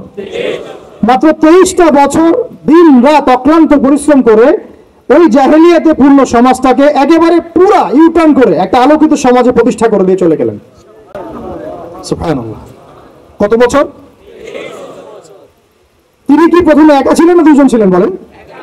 আল্লাহ আছেন তার সাথে, ওহী আসছে, এবং তিনি কিন্তু একজন দিয়ে দাওয়াত শুরু হয়েছে। তিনি মানে হেরা গুহায় কি করতেন? নবী সাল্লাল্লাহু আলাইহি ওয়াসাল্লাম হেরা গুহায় চিন্তা করতেন কিভাবে এই জাহিলিয়াতিপূর্ণ সমাজটাকে পরিবর্তন করা যায়। আল্লাহকে ডাকতেন, আল্লাহ পথ দেখাও, কারণ তিনি তো নবী, আগে থেকেই নবী। তখন আল্লাহ রাব্বুল আলামিন তার কাছে ওহী করলেন। প্রথম ওহীটাই কি আপনারা বলেন? সূরা আলাকের প্রথম 5টা আয়াত, তাই না? এখানে প্রথম শব্দটা কি? পড়ুন। এই যে পড়তে বলা হয়েছে, আপনাদেরকে পড়তে হবে। ফ্যান্টাসি দিয়ে, গরম গরম বক্তব্য দিয়ে, শুধুমাত্র স্লোগান দিয়ে কিন্তু দিন কায়েম হবে না ভাই। আমি আবার বলছি, গভীর ইলম অর্জন করতে হবে ইনশাআল্লাহ। প্রথম কথা ইকরা, আপনি পড়ুন। এখানে ইকরা বলার কারণ কি? তখন তো শিরক ছিল। আল্লাহ পাক বলতে পারতেন তুমি শিরক করো না, মূর্তি পূজা করো না, হ্যাঁ, সমাজে নারী মেয়েদেরকে জীবন্ত কবর দেওয়া হচ্ছে, বন্ধ করতে বলো। কোনো কথা আল্লাহ পাক আগে বলেন নাই, বলেছেন ইকরা বিসমি রাব্বিকাল্লাযী খালাক। পড়ুন আপনার সেই রবের নামে যিনি আপনাকে সৃষ্টি করেছেন। তার মানে যে জ্ঞান আপনাকে আল্লাহর দিকে নিয়ে যায় সেটাই জ্ঞান, আর যেটা আল্লাহ থেকে দূরে সরায় সেটা কি তাহলে জাহালাত, জাহিলিয়াত। এখন কি শিক্ষা ব্যবস্থাকে আল্লাহর দিকে নিয়ে যাচ্ছে আমাদেরকে? তাহলে এটা কি হচ্ছে? তাহলে জ্ঞান না জাহিলিয়াত? সহজ কথা, সিরাতের আলোকে। খালাকাল ইনসানা মিন আলাক, যিনি মানুষকে আলাক দিয়ে সৃষ্টি করেছেন। ইকরা ওয়া রাব্বুকাল আকরাম আল্লাযী আল্লামা বিল কলম। দেখেন আমাদেরকে আল্লাহ পাক জ্ঞান শিক্ষা দিয়েছেন কলম দিয়ে। ওয়া আল্লামা আদম আসমা কুল্লাহা, আল্লাহ পাক আদম আলাইহিস সালামকে সমস্ত নাম শিক্ষা দিয়েছেন। আমরা সৃষ্টিগতভাবে জ্ঞানী ছিলাম না, আল্লাহ আমাদেরকে জ্ঞান দান করেছেন সুবহানাল্লাহ। এবং সেই জ্ঞানের বদৌলতেই আমাদের পিতাকে আল্লাহ পাক সিজদা করিয়েছেন আপনার ফেরেশতাদেরকে দিয়ে। সুবহানাল্লাহ। আমরা তার সন্তান। আমাদের আব্বাজানকে মানে আদম আলাইহিস সালামকে আল্লাহ পাক বলেছেন খলিফা। আল্লাহ পাক বলেন নাই যে আমি পৃথিবীতে ইন্নী জাইলুন ফিল আরদি খলিফা, এটা আল্লাহ পাক বলেছেন। আল্লাহ পাক এটা বলেন নাই আমি পৃথিবীতে মানুষ পাঠাতে চাই, পৃথিবীতে আমি নতুন কোন প্রাণী বা মাখলুক পাঠাতে চাই, এমনটা আল্লাহ পাক বলেন নাই। আল্লাহ বলছেন আমাদের পিতাকে খলিফা। খলিফা মানে যিনি জমিনে আল্লাহর বিধান প্রতিষ্ঠা করেন। ঠিক যেমন দাউদ আলাইহিস সালামকে আল্লাহ পাক বলেছেন ইয়া দাউদ ইন্না জাআলনাকা খলিফাতান ফিল আরদ ফাহকুম বাইনান নাসি বিল হক ওয়া লা তাত্তাবি'ল হাওয়া ইউদিল্লাকা আন সাবিলিল্লাহ। হে দাউদ, আমি তোমাকে পৃথিবীতে আমার খলিফা করেছি, তোমার কাজ পৃথিবীতে ইনসাফ প্রতিষ্ঠা করা, হক প্রতিষ্ঠা করা। হকের মানদণ্ড কি? আল্লাহ পাকের ওহী। আল্লাহ ওহী দিয়ে তুমি মানুষের মাঝে বিচার ফয়সালা করবা, এটাই হলো হক প্রতিষ্ঠা করা। যদি না করো, প্রবৃত্তির তাড়না অনুসরণ করো, মানে মানব রচিত বিধান অনুসরণ করো, তাহলে ইউদিল্লাকা আন সাবিলিল্লাহ, আল্লাহর রাস্তা থেকে তোমাকে সরাই নিয়ে যাবে। বলেন আমরা এখন খলিফা শব্দটাই ভুলে গেছি, আর খলিফা থেকে যে খিলাফা আসছে এই শব্দ বলতেও ভয় পাচ্ছে। বাংলাদেশের ইয়াং জেনারেশন এখন যারা মানে ইসলাম প্র্যাকটিস করছে তাদের অনেকেও নামাজ, রোজা, হজ, জাকাত এই শব্দগুলোকে যেভাবে রিসিভ করেন, শরিয়া, ইমারা, খিলাফা রিসিভ করতে পারেন না। কারণ এর ব্যর্থতার দায় আমাকে নিজের উপর নিতে হবে। কারণ আমি হয়তো বিগত 5 বছরে তাকে এই শব্দগুলো শোনাতে পারি নাই। বিগত 5 বছরের সব লেকচারগুলো ঘাটে না পড়া, সব ওয়াজ মাহফিলে দেখেন কয়টা লেকচারে, কয়টা ওয়াজে এই কথাগুলো, সামগ্রিক দাওয়ার কথাগুলো আছে। তাহলে মানুষ জানবে কিভাবে? তো নবী সাল্লাল্লাহু আলাইহি ওয়াসাল্লামের কাছে প্রথম ওহী আসছে পড়াশোনা কেন্দ্রিক। ভাই আমাদেরকে পড়াশোনা করতে হবে। আর এই পড়াশোনার জন্য এই মেলা, বই, যে আয়োজনগুলো হচ্ছে এগুলো কিন্তু আমাদের পড়াশোনার জন্যই। আসলাম, বই কিনলাম, চলে গেলাম, এটা না। আপনাকে একটা সিলেবাস মেনটেন করে পড়তে হবে, একটা সিলেবাস মেনটেন করে পড়াশোনা করতে হবে। তাও একা একা না, ওস্তাদের সোহবতে। এটা অনেক ইম্পর্টেন্ট পয়েন্ট। মাথার উপরে মুরব্বী রাখা, বড় বড় ওলামায়ে কেরাম রাখা, নিজেকে মুরব্বী না ভাবা। বহু বহু তুল্লাব এবং বহু আলেম পর্যন্ত নিজেকে শুধু মুরব্বী ভাবার কারণে আর তাদের মাথার উপর থেকে মুরব্বীকে সরিয়ে দেওয়ার কারণে মুহূর্তের মধ্যেই পথভ্রষ্ট হয়ে গেছে। ইভেন তাগুতের দালালিও করে ফেলছে। এমন অনেক ঘটনা আছে, নজির আছে, আপনারা দেখতে পারবেন। তো আমাদেরকেও ওই রকম ওস্তাজ, ওলামায়ে কেরাম, বরেণ্য মুরব্বীদের সোহবত এটা জরুরি। সোহবত না আসলে তাজকিয়া আসবে না, আর তাজকিয়া না আসলে আপনার আমার দ্বারা কোনো দাওয়াতও সম্ভব না, ওই জিহাদও সম্ভব না। দূষিত কলব দিয়ে আল্লাহ দিন কায়েম সম্ভব না। আমার কলবটা মুনাওয়ার হতে হবে, নূর লাগবে। তো নূর অর্জন করতে হলে আমার পড়াশোনা আমলের পাশাপাশি এরকম মুহাক্কিক আলেমদের সোহবতও লাগবে। এবং এই জায়গায় আপনি নিজেকে সাম্প্রদায়িক করে ফেলবেন না যে আমি শুধু একজনকে আমি মানে আমার মাথার উপরে রাখছি, বাকি আর কাউকে আমি চিনি না। এরকম চিন্তা মনে হয় করা ঠিক হবে না। বরং বরেণ্য ওলামায়ে কেরামদের সবার কাছ থেকে আপনি নূর হাসিল করবেন। ঠিক আছে? অনেক সময় দেখা যায় আমাদের বড়দের মধ্যে কোনো কোনো বিষয়ে মতপার্থক্য হতে পারে। এই জায়গায় আপনার আমার কাজ কি? এই জায়গায় আপনার আমার কাজ তালেবে ইলম হিসেবে একদম চুপ থাকা। কি থাকা? একদম চুপ থাকবেন, আপনি কথা বলবেন না। ওইটা তারা বুঝবে। এই জায়গায় ফেসবুকটা যে ক্ষতি করেছে বাংলাদেশে, অন্য কোনো প্ল্যাটফর্ম সেটা করে না। এটা কিন্তু একটা ক্ষতিকর দিক। এটা ভালো দিক যেমন আছে, এটা এগুলো ক্ষতিকর দিক। এগুলো কথা সব জায়গায় বলা যাবে না, আমাদের সবাইকে কথা বলা যাবে না। তো মাথার উপর মুরব্বী রাখা, ওলামায়ে কেরামের সোহবতে থাকা এবং এই অনুযায়ী আমল করা, আল্লাহ পাক আমাদেরকে বোঝার তৌফিক দান করে। এবার নবী সাল্লাল্লাহু আলাইহি ওয়াসাল্লামের কাছে যখন এই ওহীটা আসলো, আপনারা তো জানেন তিনি বাসায় গিয়েছেন, নিজের জীবনের আশঙ্কা করেছেন। ওয়ারাকা বিন নাফিল কি বলেছিলেন? ওয়ারাকা বিন নাফিল বলেছিলেন যে তোমার কাছে যিনি এসেছেন সে হচ্ছে নামুস, মানে জিবরাইল আলাইহিস সালাম। এইবার তোমার কওম তোমাকে বের করে দিবে। আমার পয়েন্টটা ধরেন এই জায়গায়। ওয়ারাকা বিন নাফিলের কাছে আল্লাহর নবীকে নিয়ে যাওয়া হলে সাল্লাল্লাহু আলাইহি ওয়াসাল্লাম, তিনি মন্তব্য করেছিলেন যে তোমার কাছে যে এসেছে সে হচ্ছে নামুস, জিবরাইল আলাইহিস সালাম। তোমার কাছে এমন একটা ওহী আসছে, এইবার তোমাকে তোমার কওম বের করে দিবে। নবীজি অবাক হয়ে জিজ্ঞাসা করেছিলেন যে আমাকে তারা বের করে দিবে? আমাকে তারা সাদিক আল আমিন বলে থাকে, তাই না? তখন তিনি বলেছে এর আগে যার কাছেই নামুস এসেছে, মানে এই ওহী আল্লাহর ওহী এসেছে, তাকেই তার কওম বের করে দিয়েছে। তার মানে কি? তার মানে আপনি যখন ওহী ভিত্তিক হকের কথা বলবেন এবং সিরাতের সুন্নতে নিজেও চলবেন এবং সেটা কায়েম করতে চাইবেন, আপনাকেও সমাজ থেকে বের করে দেওয়া হতে পারে। বের করে দেওয়া হতে পারে, আরো বড় কিছু হতে পারে। এর তাকদিরে যা আছে তা হবে, এটা আল্লাহ পাকের হাতে। কিন্তু আমরা কি সুন্নত থেকে সরে যাব? এবার নবী সাল্লাল্লাহু আলাইহি ওয়াসাল্লাম যখন শুয়ে আছেন, এই যে জাম্মিলুনি এইখান থেকে বলতেছে, তখন কিন্তু আল্লাহ রাব্বুল আলামিন কয়েকদিন পরে আরেকটা ওহী করেছেন। এই ওহীটা আমরা অনেকে আলোচনা করতে চাই না বা করি না, এটা একটু আমি আলোচনা করব আজকে। ধৈর্য ধরতে পারছেন কি? আচ্ছা, ঠিক আছে, আপনাদের ধৈর্য চ্যুতি হয় কিনা আমি ভয় পাচ্ছি আর কি। তো দ্বিতীয় ওহীটা অনেকেই জানে না, দ্বিতীয় ওহী কি এটা অনেকেই জানি না, এবং এটার ব্যাখ্যা অনেক সময় করা হয় না। প্রথম ওহীটা নিয়ে কথা হয় যে পড়াশোনা করতে বলা হয়েছে। দ্বিতীয় ওহীটা হচ্ছে সূরা মুদ্দাসসিরের প্রথম 5-6টা আয়াত। তিনি যখন শুয়ে আছেন, দ্বিতীয় ওহী আসছে, ইয়া আইয়ুহাল মুদ্দাসসির, হে কম্বল আবৃত রাসূল উঠুন, কুম ফাআনজির, কুম উঠেন, আপনি উঠে দাঁড়ান, ফাআনজির মানুষকে সতর্ক করেন, ওয়া রাব্বুকা ফাকাব্বির, আপনার রবের তাকবীর পাঠ করেন। আমরা যে বলি তাকবীর, আল্লাহু আকবার, ঠিক আছে, ওয়া রাব্বুকা ফাকাব্বির ওয়া সিয়াবাকা ফাতাহহির ওয়া রুজজা ফাহজুর। দেখেন এই বেসিক আয়াতের উপর আমাদের আমল নাই, আমি দেখাচ্ছি আপনাদেরকে। এখানে ওহী প্রাপ্ত হওয়ার পরে নবী সাল্লাল্লাহু আলাইহি ওয়াসাল্লামকে বলা হয়েছে আপনি উঠে দাঁড়ান। উঠে দাঁড়ান মানে শুধু বিছানা থেকে মাটিতে দাঁড়ান অর্থ নয়। উঠে দাঁড়ান মানে হক নিয়ে আপনি সমাজের মধ্যে দাঁড়িয়ে পড়েন এবং সমাজের মানুষের সতর্ক করা শুরু করেন। তবে হক প্রাপ্ত হলে, হক চিনতে শিখলে আমাদের কাজ কি? দাঁড়িয়ে যাওয়া, হক নিয়ে দাঁড়িয়ে যাওয়া, মানুষকে সতর্ক করা, দাওয়াতের কাজ করতে থাকা, এবং রবের তাকবীর পাঠ করুন। পোশাক পবিত্র রাখুন, শুধু বাহ্যিক পোশাক না, কলবের পোশাকটাও। এই কলবের পোশাকের পবিত্রতা কয়জন আছে বুকে হাত দিয়ে কে বলতে পারবে? কার কলবে জিনার অপবিত্রতা নাই? কার কলবে এই হিংসার অপবিত্রতা নাই? গীবতের অপবিত্রতা নাই? তহমতের অপবিত্রতা নাই? মানুষের সম্মান হানির অপবিত্রতা নাই? ইভেন আমরা যারা অনেক সময় দিনের রিপ্রেজেন্টেটিভ হয়ে আছি, তাদেরও কলব দূষিত হয়ে আছে অনেক সময়। থাকা স্বাভাবিক, কারণ আমরা তো ওই বরেণ্য ওলামায়ে কেরামদের সোহবতে কম যাচ্ছি, নিজেকে মুফতি মনে করছি, আমি নিজেকে মানে আমির মনে করা শুরু করছি, তখন তো সমস্যা। তো আরেকটা কথা এখানে আছে যে ওয়ার রুজজা ফাহজুর, যত অনর্থক কথার কাজ আছে এটাকে আপনি এড়িয়ে চলেন। বলেন তো এটা আমরা আমল করতে পারছি? অনর্থক কথার কাজ আমরা এড়িয়ে চলতে পারি? আমরা সবাই, অলমোস্ট এভরিবডি, আমাদের জীবনের বেশিরভাগ সময় নষ্ট করতেছে অনর্থক কথার কাজে। ওই সময়টুকু পড়লেও কাজ হতো, তেলাওয়াত করলে কাজ হতো, ওস্তাদের বয়ান শুনলে কাজ হতো ইত্যাদি। এখন এই ওহীগুলো আসার পরে আমাদের নবী সাল্লাল্লাহু আলাইহি ওয়াসাল্লাম আর বসে থাকলেন না দাঁড়িয়ে গেলেন? এই যে তিনি দাঁড়িয়ে গেলেন একদম 23 বছর, মানে অনবরত দিন রাত। এটাকে আপনি দুই ভাগে ভাগ করে ফেলতে পারেন, একটা মাক্কি যুগ, একটা মাদানী।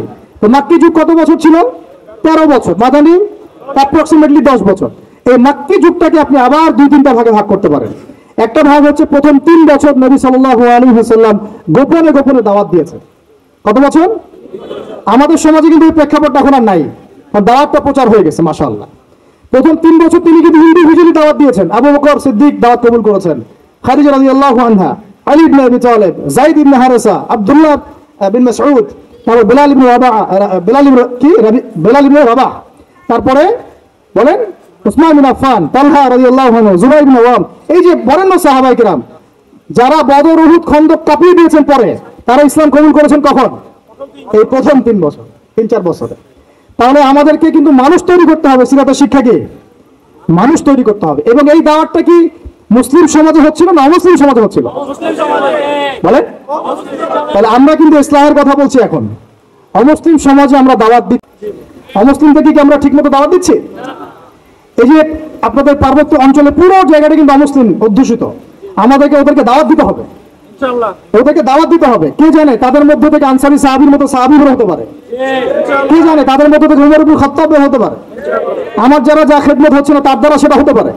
তাই দাওয়াতটা সাম্প্রদায়িক করবো না, দাওয়াতটা আমরা সবার মাঝখানে ছড়াবো ইনশাআল্লাহ। এটা কিন্তু সিরাতের শিক্ষা। তার মানে মুসলিম অমুসলিম সবাইকে দাওয়াত দিব ইনশাআল্লাহ।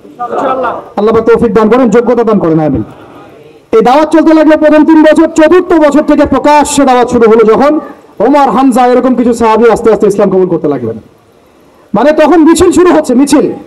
ওমর রাদিয়াল্লাহু আনহু কথা একদম মানে স্পষ্ট যে ইয়া রাসূলুল্লাহ সাল্লাল্লাহু আলাইহি ওয়াসাল্লাম, আলাসনা আলাল হক, আমরা কি হকের উপরে নাই? আলাইসু আলাল বাতিল, তারা কি বাতিলের উপরে নাই? তাহলে আমরা কেন এখন ঘরের ভিতরে নামাজ পড়বো? চলেন আমরা কাবা ঘরে গিয়ে নামাজ পড়বো। ব্যাস, মিছিল করতে করতে কাবা ঘরে যাওয়া হলো, নামাজ পড়া হলো। সুবহানাল্লাহ। এর উপর থেকে আপনারা হজ উমরা যারা করেছেন হয়তো দেখছেন, আবু জেহেলের বাড়ি বলে একটা জায়গাকে আর কি, তাই না? ওই টয়লেট বানানোটা আসলে কতটুকু সহি আমি জানি না। তো ওইখানে কিছু পিছনে কিছু পাহাড় আছে আর কি। তো পাহাড়গুলোর উপরে উঠে তখন ওই মোশরিকরা দেখছিল, আর আবু জেহেল ওই মিছিলে আক্রমণ করার চেষ্টা করেছিল, কিন্তু উতবা বিন রাবিআ সে বলেছিল ভুলেও এই মিছিলে আক্রমণ করবে না। ওখানে দেখো 2জন বীর সেনা আছে, ওই যে হামজা, ওই যে ওমর, গেলে একদম পিছিয়ে ফেলাই দিবে। তো এখন আমরা চাই আমাদের ভাইদের মধ্যে হামজা আর ওমর উঠে আসুক, তখন আরো প্রকাশ্যে কথা হবে ইনশাআল্লাহ। এটা একটা মানে স্ট্র্যাটেজি আর কি। যখন আপনার কাছে মানে শক্তিশালী কিছু মানুষ থাকবে তখন কিন্তু দাওয়াতটা আরো বড় পরিসরে হয়, এটা স্বাভাবিক। এই জন্য আমরা আমাদের সরকার হোক, প্রশাসন হোক, আমাদের অমুসলিম ভাইরা হোক, ইভেন আপনারা যারা আছেন আমাদের দিনী ভাইরা, সবাইকে আমভাবে দাওয়াত দিব যে আপনারা ওমর আর হামজা হয়ে যান, ইসলামের দিকে আসেন, ওমর আর হামজা হয়ে যান ইনশাআল্লাহ। আপনারা আমাদেরকে প্রোটেক্ট করবেন ইনশাআল্লাহ।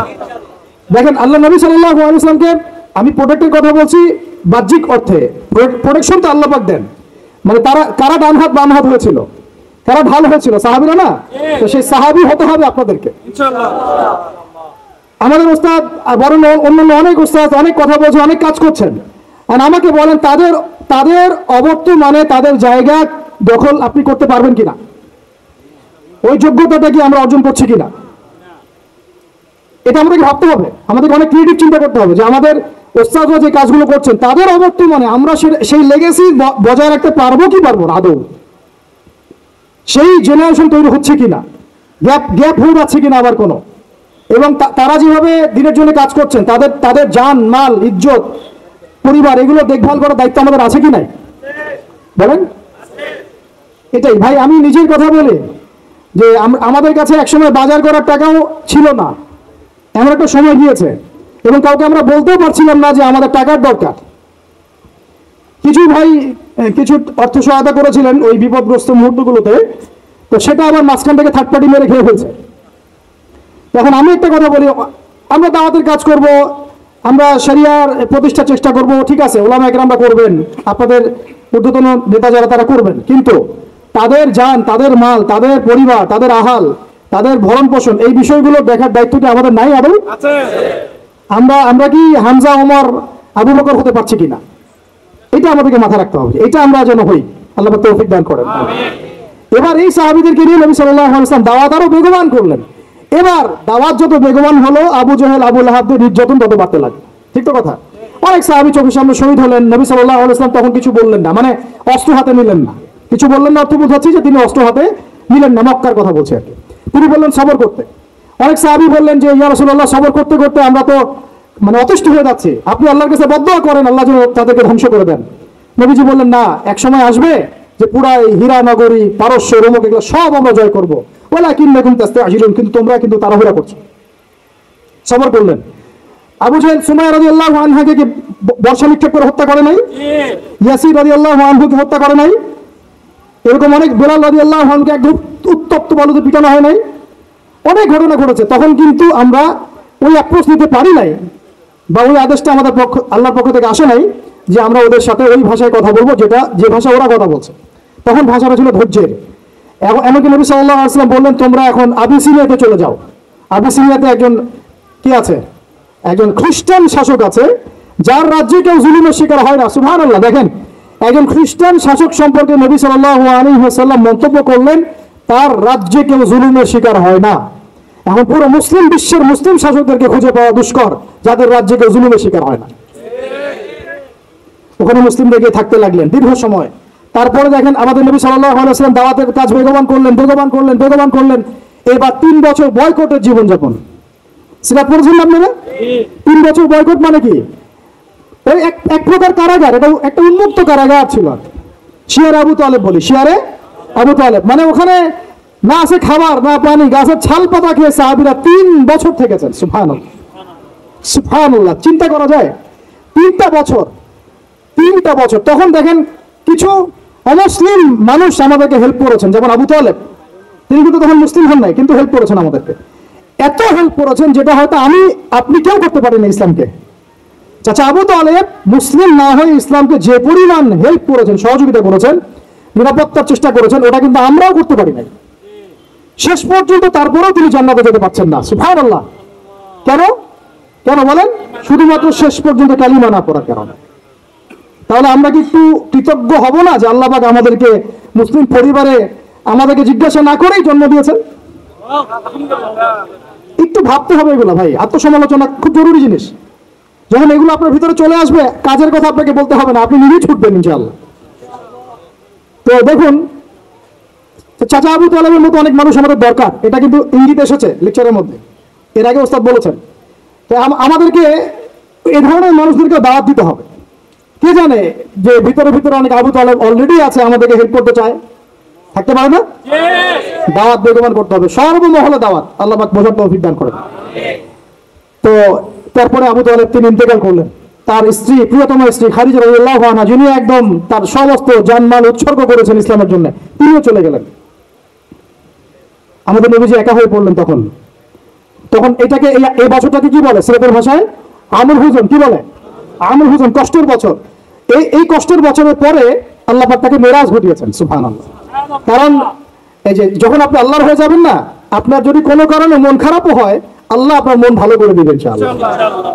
দেখবেন যে কোনো একটা ব্যবহারে বা কিছুটা মন খারাপ হয়েছে, আল্লাহ আপনাকে এমন একটা সম্মান মর্যাদা দিয়ে দিবেন যে আপনার মন ভালো হয়ে গেছে, আল্লাহ আপনার হয়ে যাবে ইনশাআল্লাহ। মানে ঘুমের মধ্যেও আল্লাহ আপনাকে হেল্প করবেন ইনশাআল্লাহ। আমরা সবাই আল্লাহর হয়ে যাওয়ার চেষ্টা করি, আমিন আমিন। এরপরে যেটা হলো, নবী সাল্লাল্লাহু আলাইহি ওয়াসাল্লাম তায়েফে গেলেন। কোথায়? এই তায়েফের ঘটনা আমি নিজে গিয়েছি ভাই। ওই প্রত্যেকটা জায়গায় আমরা ভিজিট করেছি যেখানে নবী সাল্লাল্লাহু আলাইহি ওয়াসাল্লামকে আঘাত করা হয়েছে, সুবহানাল্লাহ, ওখানে গেলে আপনি চোখের পানি ধরে রাখতে পারবেন না। যেই আঙ্গুর বাগানে বসে তিনি আঙ্গুর খেয়েছেন, মাজলুমের সেই দুর্বলের দোয়া করেছেন, ওই বাগান এখনো আছে, ওই রাস্তা এখনো আছে। ওখানে তিনজন বড় বড় গোত্রনেতা ছিল, আব্দুল ইয়ালাইল, আব্দুল মাসউদ আর হাবিব বিন আমর, তিনজন বড় বড় ভাই ছিল। তারা তো ইসলাম কবুল করেই নাই, বরং নবী সাল্লাল্লাহু আলাইহি ওয়াসাল্লামকে ছোকরাদেরকে লেলিয়ে দিয়ে রক্তাক্ত করে, তার রক্ত দিয়ে তার জুতা আটকে গিয়েছিল। সুবহানাল্লাহি ওয়া বিহামদিহি। আমাদের নবীকে এমন ভাবে তারা রক্তাক্ত করেছিল যে পুরা মাথা ফেটে রক্ত বের হয়ে জুতাটা আটকে গেছে রক্ত দিয়ে। ভাবা যায়? তাইফে যদি কখনো যান আপনারা নিজেরা বুঝতে পারবেন, এটা পুরো পাহাড়ি এলাকা এবং আমাদের এই পাহাড়গুলোর মতো না। এই পাহাড়ের নিচ থেকে উপরটা হচ্ছে 40 কিলোমিটার। এই জায়গাটা নবীজি গিয়েছেন জুন জুলাই মাসে, প্রচন্ড গরমের মধ্যে, পায়ে হেঁটে। শুধু আমি তো গাড়িতে আসছি, উনি পায়ে হেঁটে গিয়েছেন একজনকে সাথে নিয়ে, যায়েদ ইবনে হারেসা রাদিয়াল্লাহু আনহু। কি উদ্দেশ্যে? শুধু আল্লাহর সন্তুষ্টির জন্য, তাদেরকে দাওয়াত দেওয়ার জন্য। তারা দাওয়াত তো কবুল করেই নাই, রক্তাক্ত করে পাঠিয়ে দিয়েছে। তাহলে আমরা দাওয়াতের খুব ইনস্ট্যান্ট ফলাফল কেন চাই? তাই আমরা কেন এত তড়িৎ গতিত ফলাফল আশা করি? সবর করতে হয়, এখানে অনেক সংগ্রাম আছে, ত্যাগের ব্যাপার আছে, তারপরে ফলাফল আসবে ইনশাআল্লাহ। কথা ঠিক না ভুল? এটা আপনাকে সিরাত থেকে বোঝাচ্ছি আমি। এই সময়ে কিন্তু কোনো সাহাবী চিন্তা করেন নাই যে এই 2 বছর পরে আমরা আবার মদিনায় পাবো। এবার নবী সাল্লাল্লাহু আলাইহি ওয়াসাল্লাম মক্কায় ফিরে আসছেন। নাখলা উপত্যকায় তিনি দাঁড়িয়ে কোরআন তেলাওয়াত করছেন। আর এই কোরআন তেলাওয়াত শুনলে একদল মানুষ ইসলাম কবুল করলো না, জিনরা শুনে ইসলাম কবুল করে ফেললো। সুবহানাল্লাহ। দেখেন আল্লাহ রাব্বুল আলামিনের কি মানে আসলে নকশাটা কেমন, আল্লাহু আকবার। এই জিনরা আবার তাদের সম্প্রদায়ে গিয়ে ইসলাম প্রচার করলো। সূরা জিন পড়েন, সূরা আহকাফ পড়েন, সব আছে এখানে। তারপরে নবী সাল্লাল্লাহু আলাইহি ওয়াসাল্লাম মক্কায় ঢুকলেন। ঢোকাটাও টাফ ছিল, তারপরেও ঢুকেছেন তিনি বনু আদি গোত্রের সহযোগিতায়। তারপরে নবী সাল্লাল্লাহু আলাইহি ওয়াসাল্লাম হজের মৌসুমে দাওয়াত দিচ্ছেন। এই জায়গা থেকে ইসলামের পাল্লাটা ঘুরে গেল। এটা আসলে আমার আলোচনার শেষ পয়েন্ট। এই জায়গা থেকে ইসলামের পাল্লাটা ঘুরে গেল এবং আমরা আর দুর্বল থাকলাম না, শুধু শক্তিশালী না, এত শক্তিশালী হলাম যে পুরো বিশ্ব আমাদের করতলগত হয়ে গেল। সুবহানাল্লাহ। তিনি হজের মৌসুমে দাওয়াতের কাজ করছেন। ওই সময় হজমরা ছিল আর কি বিকৃত।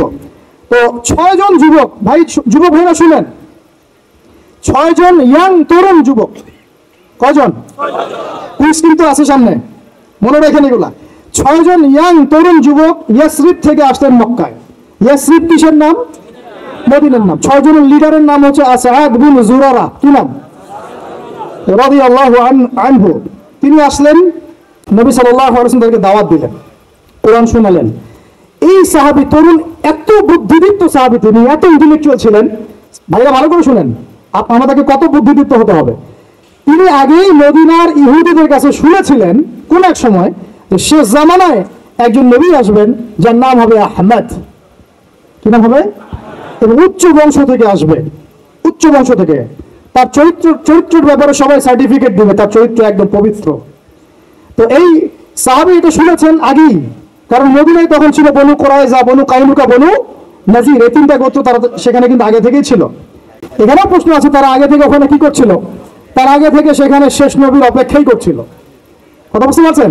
ঠিক যেমন এখন তারা সব জায়গায় বাদ দিয়ে ওই ইসরায়েলে প্যালেস্টাইনে কি করে, বাইতুল মুকাদ্দাসে কি করে, তারা ওদের তথাকথিত মাসিহের অপেক্ষা করতেছে। ঠিক যেমন মদিনায় তারা অপেক্ষা করছিল শেষ নবীর, ওইরকম তারা এখন প্যালেস্টাইনে অপেক্ষা করতেছে কার? তাদের তথাকথিত মাসিহ বা ত্রাণকর্তা, যাকে আমরা আমাদের ভাষায় বলি মাসিহুদ দাজ্জাল। বুঝতে পারছেন সবকিছুর লিঙ্কটা কোথায়? তো এখন এই 6 জন সাহাবী যখন এটা জানতেন যে হ্যাঁ একজন নবী আসবেন, শোনা মাত্রই কাল বিলম্ব না করে ইসলাম কবুল করে ফেললেন। হক পেয়ে গেলে আর কাল বিলম্ব করা যাবে না, চলে আসতে হবে। ঠিক আছে, এগুলো শিক্ষা। তারপরে তারা চলে গিয়ে পরের বছর আরো 6 জনকে নিয়ে আসলেন, মোট 12 জন হলো। আস্তে আস্তে দেখেন আমাদের দিকে পাল্লা ঘুরতেছে। এই 12 জন এসে নবী সাল্লাল্লাহু আলাইহি ওয়াসাল্লামকে রিকোয়েস্ট করলেন যে আপনার সাহাবীদের মধ্যে একজনকে পাঠিয়ে দেন যিনি আমাদেরকে মদিনায় দিন শেখাবেন। নবী সাল্লাল্লাহু আলাইহি ওয়াসাল্লাম দেখেন তখন আবু বকর, ওমর, ওসমান, আলী সব সাহাবী ছিলেন। তিনি পাঠালেন এমন একজন সাহাবীকে যাকে ধনীর দুলাল বলা হতো, ইসলাম কবুল করার পরে সব ছেড়ে দিয়েছেন। সুবহানাল্লাহ। মুসআব বিন উমাইর রাদিয়াল্লাহু আনহু।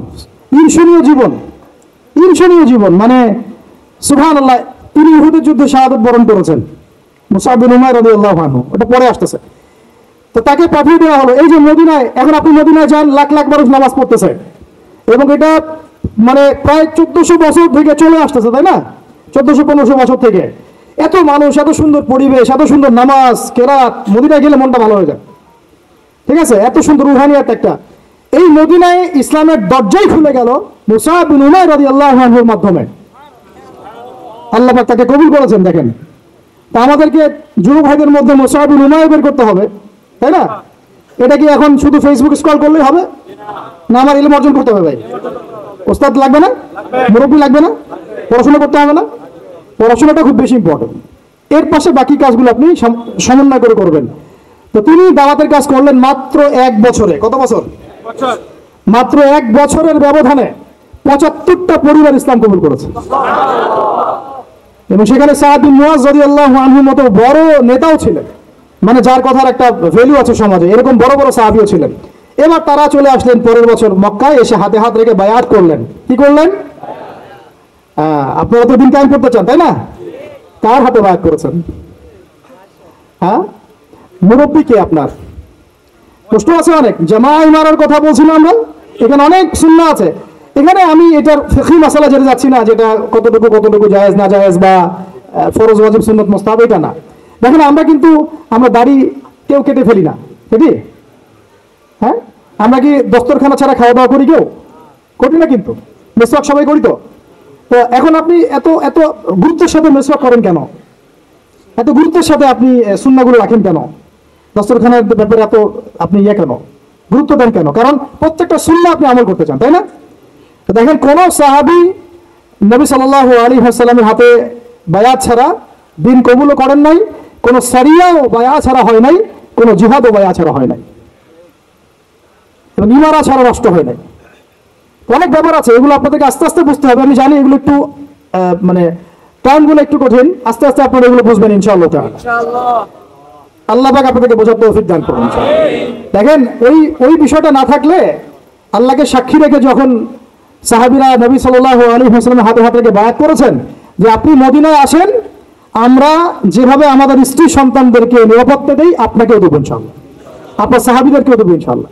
তারপরে নবীজি বলেছেন যে যদি তোমরা না পারো তাহলে আগেই বলে দাও।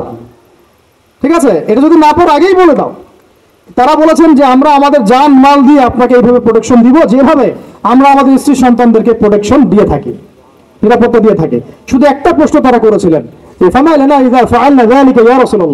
আমরা যদি এই কাজটা করি, আপনাকে এইভাবে আপনি হিজরত করে আসেন, সাহাবীরা হিজরত করে আসে, তাদেরকে নিরাপত্তা দেই, তাহলে আমরা কি পাবো? আমরা, নবীজি বলেছেন আল জান্নাহ, তোমরা জান্নাত পাবে। তাহলে এটার উদ্দেশ্যটা বুঝেন, দুনিয়াবি কোনো স্বার্থ তাদের ছিল না, দুনিয়াবি কোনো স্বার্থ তাদের ছিল না। এমনকি মক্কা বিজয়ের পরেও যখন ওই যে হুনাইনের যুদ্ধ হলো, তখন কিছু গনিমত নবী সাল্লাল্লাহু আলাইহি ওয়াসাল্লাম বেশি বেশি দিচ্ছেন নতুন ইসলাম কবুলকারীদেরকে। আনসারী সাহাবীরা একটু চুপচাপ। তো নবীজি কি বলছেন, হে আমার আনসারী সাহাবীরা, তোমরা কি মনে কষ্ট পেয়েছো? আরে আমি তোমাদের, তোমরা আমার। তোমরা মনে কষ্ট পাচ্ছ কেন? আমি তোমাদের, তোমরা আমার। তারপরে তাদের সব কষ্ট দূর হয়ে গেল। দেখেন তারা কিন্তু এই জান্নাতের তখনই ওই আয়াত নাযিল হয়েছে, ইন্নাল্লাহা আশতারা মিনাল মুমিনিনা আনফুসাহুম ওয়া আমওয়ালাহুম বিআন্না লাহুমুল জান্নাহ। এই যে আয়াতগুলো তখন কিন্তু এগুলো সারা নজুল আছে। তো এখন এরপরে নবী সাল্লাল্লাহু আলাইহি ওয়াসাল্লাম চলে গেলেন মদিনায়। প্রিয় ভাইরা এবার বুঝেন, এখন আমরা আর দুর্বল নাই। মদিনায় সব সাহাবীরা একসাথে চলে গেলেন, এক জায়গায় সবাই থাকলাম। তার মানে আমার একটা ভৌগোলিক জায়গা দরকার। কি দরকার? এটা আল্লাহ পাক আমাদেরকে বাংলার জমিন দিয়েছেন, ঠিক আছে? আমরা তো বাংলার জমিন আছে, বাইরে চিন্তা করার সুযোগ আমাদের এখন হচ্ছে না। তো জায়গা দরকার আগে, তাই না? এবং সবাই একটা জায়গায় থাকতে হবে, তাই তো? তারপরে নবী সাল্লাল্লাহু আলাইহি ওয়াসাল্লামকে সবাই আমির মেনেছেন না? নেতা কয়জন সেখানে? এই জায়গায় আমাদের একটা প্রবলেম আছে আর কি। আমরা এখানে মানে সবাই মিলে একজনকে ফিক্স করতে পারছি না বা হয়ে উঠছে না। আমরা দোয়া করবো আল্লাহর কাছে, আল্লাহ পাক যেন তার মকবুল কোনো বান্দাকে আমাদের উপরে নিয়ে আসেন, যিনি পুরো উম্মাহকে নেতৃত্ব দিবেন। তবে ইতিহাস থেকে একটা বিষয় পাওয়া যায় যে সবাই মিলে একটা জায়গায় না এসেও দিন বহু জায়গায় কায়েম হয়েছে, ঠিক আছে? ক্ষুদ্র ক্ষুদ্র অনেক তাইফা দিয়েও দিন কায়েম হয়েছে। জরুরি না যে সব ভাইকে একবার একটা প্ল্যাটফর্মে নাম লেখাইতে হবে, সেটাও জরুরি না। কিন্তু একজন নেতা দরকার। কি দরকার? একজন নেতা দরকার, অনুসারী দরকার, আমাদের একটা জায়গা দরকার, একটা ইমারত দরকার এবং বায়াও দরকার আছে, ঠিক আছে? আল্লাহ পাক আমাদেরকে বোঝার তৌফিক দান করেন। তারপরে এবার নবী সাল্লাল্লাহু আলাইহি ওয়াসাল্লাম হলেন সেখানকার আমির, তাই না? রাষ্ট্রপ্রধান, নবী এবং সেখানকার নেতা এবং আমিরও, সবকিছুই তিনি মদিনা সনদ করলেন। ওখানে ইহুদিরা ছিল, ওদের সাথে চুক্তি হলো, ধারাগুলো পড়ে নিয়েন। আজকে সিরাতের বই না কিনে কেউ বাড়িতে যাবেন না, ঠিক আছে? মার্কেটিং করে দিলাম ভাই, হাদিয়া দিয়েন। তো সিরাতের বই না কিনে বাসায় কেউ যাবেন না। তিনি মদিনা সনদের ধারাগুলো তাদের সাথে ডিল করা হলো। মুসলিমদের মধ্যে তিনি দিনী ভাই সম্পর্ক স্থাপন করলেন, একজন আনসার একজন মুহাজির, একজন আনসার একজন মুহাজির। এই দিনী ভ্রাতৃত্ব লাগবে আমাদের। আবার এই ভ্রাতৃত্বের জায়গায় আমরা দুর্বল আছি, এখানেও দুর্বল আছে। আমরা কাউকে মাথায় উঠাইতে সময় নেই না, নামাইতেও সময় নেই না। হ্যাঁ, কারো একটা ভালো গুণ দেখলে একেবারে মাথা উঠে ফেলাই, আবার দেখা যায় একটু কিছু দেখা যাচ্ছে একটু খারাপ নেগেটিভ, হ্যাঁ, আমরা তো মনে করি সবাই ফেরেশতা হবে আর কি, ঠিক আছে? তখন আবার একদম আছাড় দিয়ে মাটিতে ফেলে দিই। এটা সুন্নাত না সিরাতের, ঠিক আছে? দেখেন হাতে বিন আবি বালতা রাদিয়াল্লাহু আনহু, তিনি পত্র নিয়ে গিয়েছিলেন, নবী সাল্লাল্লাহু আলাইহি ওয়াসাল্লাম তাকে তিরস্কার করেন নাই। পত্র নিয়ে আগে অগ্রিম খবর দেওয়াটা কিন্তু একটা অপরাধী ছিল তখন। কিন্তু অনেক সাহাবী প্রতিবাদ করছিলেন কড়া ভাষায়। নবীজি বলেন না, ওকে ছেড়ে দাও, সে বদরি সাহাবী, সে বদরের যুদ্ধ করেছে। আর তোমরা কি জানো না যে বদরের যুদ্ধ করেছে তার সব গুনাহ মাফ করে দিয়েছেন আল্লাহ পাক? আমাদেরকে বুঝতে হবে যে আমরা একটু দিনী রুহামা উবাইনাহুম, আমাদের মধ্যে রহম দিল পয়দা করতে হবে ভাই। এত কনজাস্টেড চিন্তা চেতনা করলে হবে না। আল্লাহ পাক আমাদেরকে বোঝার তৌফিক দান করেন। এখন আসেন শেষ অংশটা। এবার যে রাষ্ট্র পেয়ে গেলাম, নেতা পেলাম, ইমারা জামা সব পেলাম, এখন ইসলাম কিন্তু শুধু দাওয়াত দিচ্ছে না। এখন কিন্তু ইসলাম মানে মুসলিমরা শুধু দাওয়াতের মেহনত করছে না, এখন শুরু হলো সারিয়া অভিযান। কি অভিযান? বদর প্রথম যুদ্ধ না, বদরের আগেও বেশ কয়েকটা সারিয়া হয়েছে। সারিয়া সাইফিল বাহার, সারিয়া রাগেব, এরকম অনেক সারিয়া হয়েছে। সারিয়া মানে কি? যেই সামরিক অভিযানে আমাদের নবীজি নিজে যান নাই, কোনো সাহাবীকে পাঠিয়েছেন। তাহলে এখন শুধু দাওয়াত চলতেছে না, জিহাদও চলতেছে। এখানে দাওয়াত জিহাদ একসাথে, একে অন্যের পরিপূরক, একজন একটা থেকে একটা আলাদা না। কথা কি বুঝতে পারতেছে? তো এখন সারিয়া শুরু হয়ে গেল। সারিয়া হতে হতে হতে এক পর্যায়ে আবু সুফিয়ানের কাফেলাকে নিয়ে কেন্দ্র করে বদরের ব্যাটেল যুদ্ধ। এই বদরটাকে আমরা বলি গাজওয়া। কি বলি? গাজওয়া। এটা কিন্তু আকস্মিক হয়ে গেছে আর কি, কারণ সাহাবীরা আসছিলেন কাফেলাটা আক্রমণ করতে। তারা তো জানতেন না যে মক্কা থেকে এত সেনাবাহিনী নিয়ে তারা আবার হাজির হবে। তখন নবীজি কিন্তু মাশওয়ারা বসেছেন যে তোমরা কি বলো, আমরা কি যুদ্ধে যাব না আমরা মদিনায় ব্যাক করবো, আরো বেশি সৈন্য নিয়ে আসবো? তখন সাদ বিন মুয়াজ রাদিয়াল্লাহু আনহু বলেছিলেন, ভালো করে শুনেন, এই প্রেক্ষাপটে গেলে আমরাও যেন এরকম বলতে পারি। সাদ বিন মুয়াজ রাদিয়াল্লাহু আনহু বলেছিলেন, ইয়া রাসূলুল্লাহ সাল্লাল্লাহু আলাইহি ওয়াসাল্লাম, আপনি উদ্বিগ্ন হবেন না আমাদেরকে নিয়ে। আপনি যদি আমাদেরকে উত্তাল সাগরে লাফ দিতে বলেন, আমরা চোখ বন্ধ করে আপনার আদেশ ফলো করে উত্তাল সাগরে লাফ দিব। নবীজির আর কোনো চিন্তা নাই, ঠিক আছে চলো এবার বদরে কি হলো আপনারা তো সবাই জানেন। একেবারে ম্যাসিভ ডিফিট, ওদেরকে আমরা পরাজিত করলাম, ওদেরকে কি করলাম, বন্দী হলো। বন্দীদের সাথে কিন্তু আমরা উগ্র আচরণ করি নাই, মুক্তিপণ নিয়েছি এবং অনেককে পড়াশোনা শিখিয়েছেন, তারা ছেড়ে দেওয়া হয়েছে। এটা মুক্তিপণ ছিল, পড়াশোনা শেখানো। একটা বিষয় এখানে কাজ করি যে দেখেন, আমরা বাংলাদেশের মাটিতে কিন্তু মক্কা বিজয় করি নাই। আমরা যা হয়েছে বাংলাদেশে, এটা কিন্তু মক্কা বিজয় হয় নাই আর কি। তো এমন ভাবে আমরা আম ক্ষমা ঘোষণা করা শুরু করলাম, মনে হচ্ছে আমরা যেন মক্কা বিজয় করে ফেলছি। আর এটা অধিকারটাই বা আপনারা এককভাবে কোত্থেকে পাচ্ছেন? কারণ যারা যারা অপরাধী তারা তো এখনো অপরাধী, বিভিন্ন জায়গায় আছে, কেউ পালায় গেছে, কেউ আরো লাক্সারিয়াস লাইফ লিড করতেছে। এক একজনের আমল নামায় যে 100 জনকে এনকাউন্টারের পাপ লেখা আছে, এটা আপনি ক্ষমা ঘোষণা করতে যাচ্ছেন কেন? তো কেসাস আমরা করবো কোথায়? কেসাসটা হবে কিভাবে? দেখেন, বদরের যুদ্ধে বন্দীদেরকে কিন্তু ক্ষমা করা হয়েছে এবং কি করা হয়েছে, গনিমত পাওয়া গেছে, তাদেরকে আমরা মুক্তিপণ্যে ছেড়েছি অনেককে, তাই না? অনেকে পড়াশোনা শিখিয়েছেন, ছেড়ে দেওয়া হয়েছে। কিন্তু উমর রাদিয়াল্লাহু আনহু সেই স্টেটমেন্টটা আপনাদেরকে মনে রাখতে হবে। উমর রাদিয়াল্লাহু আনহু এর পক্ষে ছিলেন না, ছিলেন? বলেন। তিনি ছিলেন এই পক্ষে যে ইয়া রাসূলুল্লাহ এই সবগুলোকেই একবারে গর্দান নামায় দেন, যদি এরা থাকে তাহলে আরো ঝামেলা করবে ভবিষ্যৎ। এটা কার স্টেটমেন্ট ছিল? আচ্ছা, কোরআন নিয়ে আপনারা গবেষণা করে আমাকে আপনারা বললেন তো যে আল্লাহ রাব্বুল আলামিন এই স্টেটমেন্টটার প্রশংসা করেছিলেন না নিন্দা করেছিলেন? যে আল্লাহ রাব্বুল আলামিন পরবর্তীতে কিন্তু শিথিল আয়াত আসছে, সূরা আনফাল পড়েন, কিন্তু আল্লাহ পাক কিন্তু কিছুটা ধমকের সুরে কথা বলেছে, তোমরা দুনিয়া প্রত্যাশা করছো, আপনারা পড়ে দেখেন। তো এখন আমরা তো এখানে কোনো মক্কা বিজয় করেই নাই, তাহলে এগুলোর বিচার হবে কবে?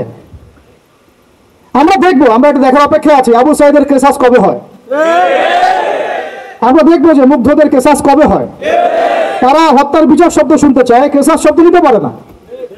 কি আশ্চর্য কথা! তাহলে আপনাদের সাথে আমাদের আদর্শের কত পার্থক্য দেখুন। এই সিস্টেমগুলোতে, গণতান্ত্রিক এই মানবরচিত আইনের সিস্টেমগুলোতে বাদী মরে যায়, বিবাদীও মরে যায়, মামলা মরে না। ইসলামিক কেসাসে এত সময় নাই।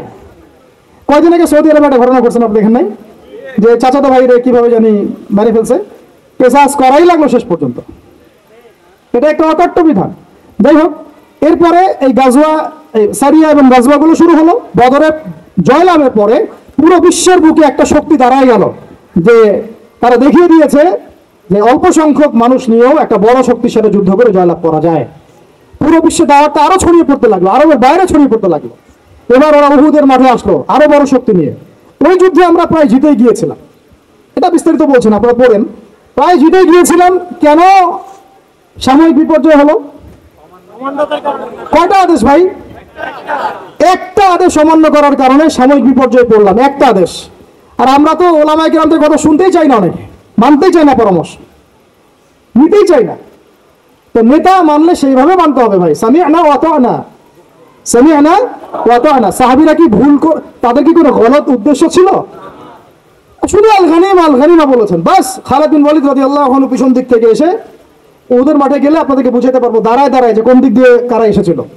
ওটা আমরা স্টাডি করেছি এই গত সেশন দুটাতে।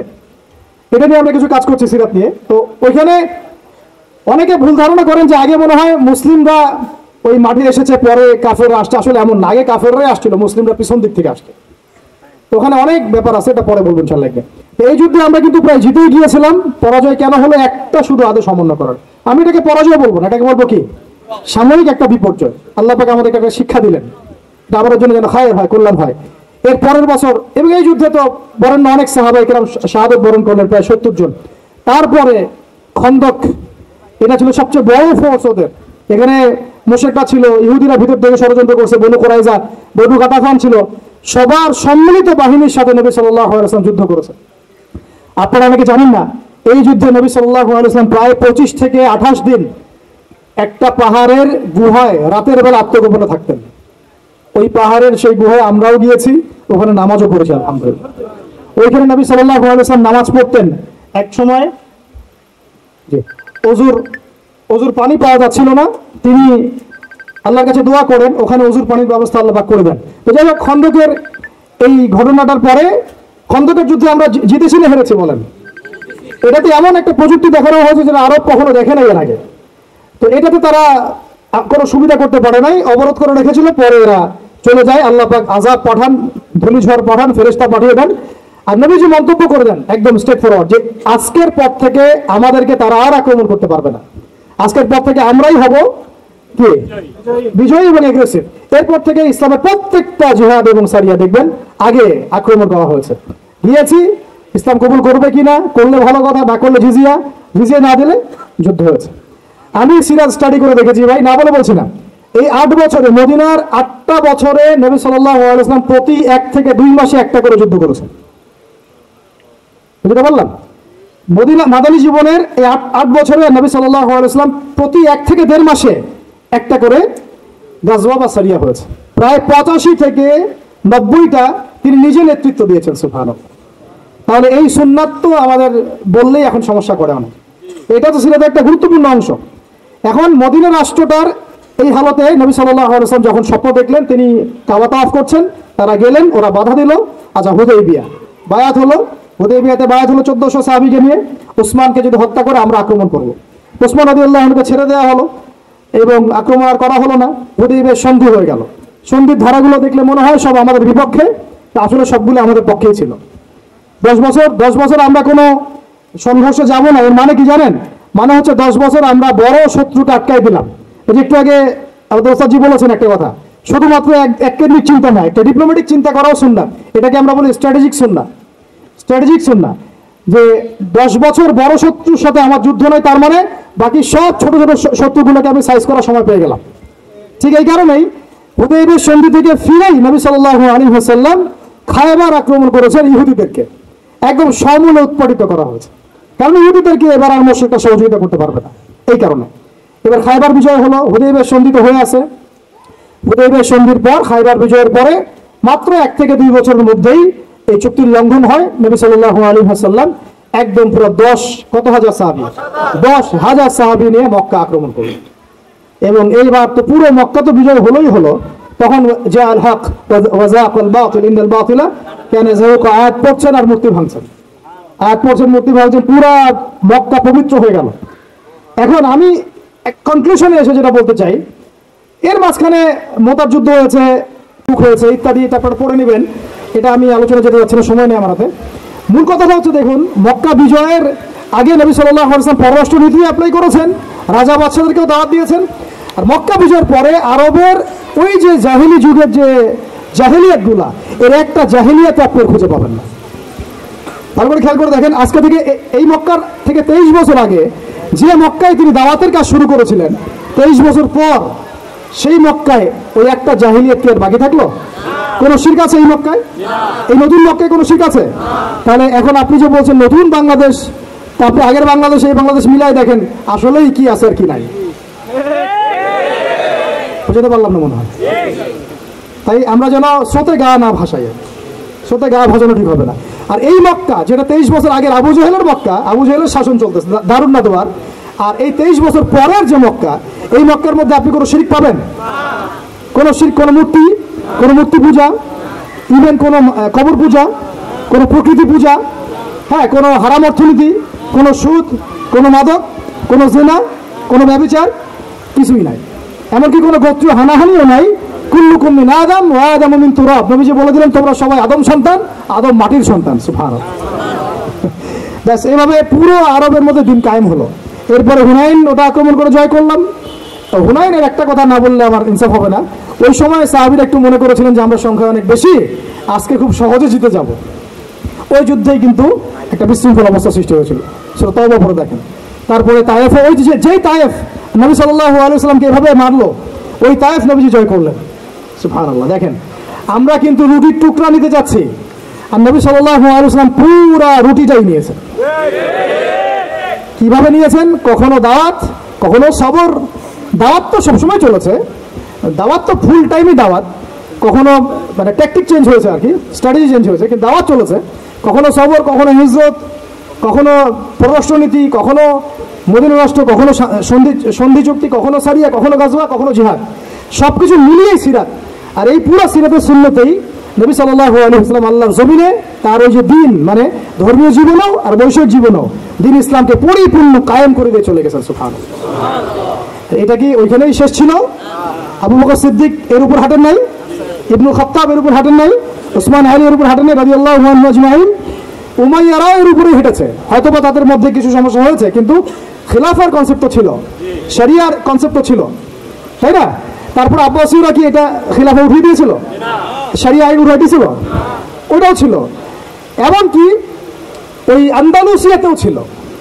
আন্দালুসিয়াতেও একটা শাসন ব্যবস্থা চালু ছিল ওই সময়, পড়বে না পড়ে এগুলা, ইতিহাস বইগুলো, ইতিহাসের বইও কিনে নিয়ে যায় না আজকে, ঠিক আছে।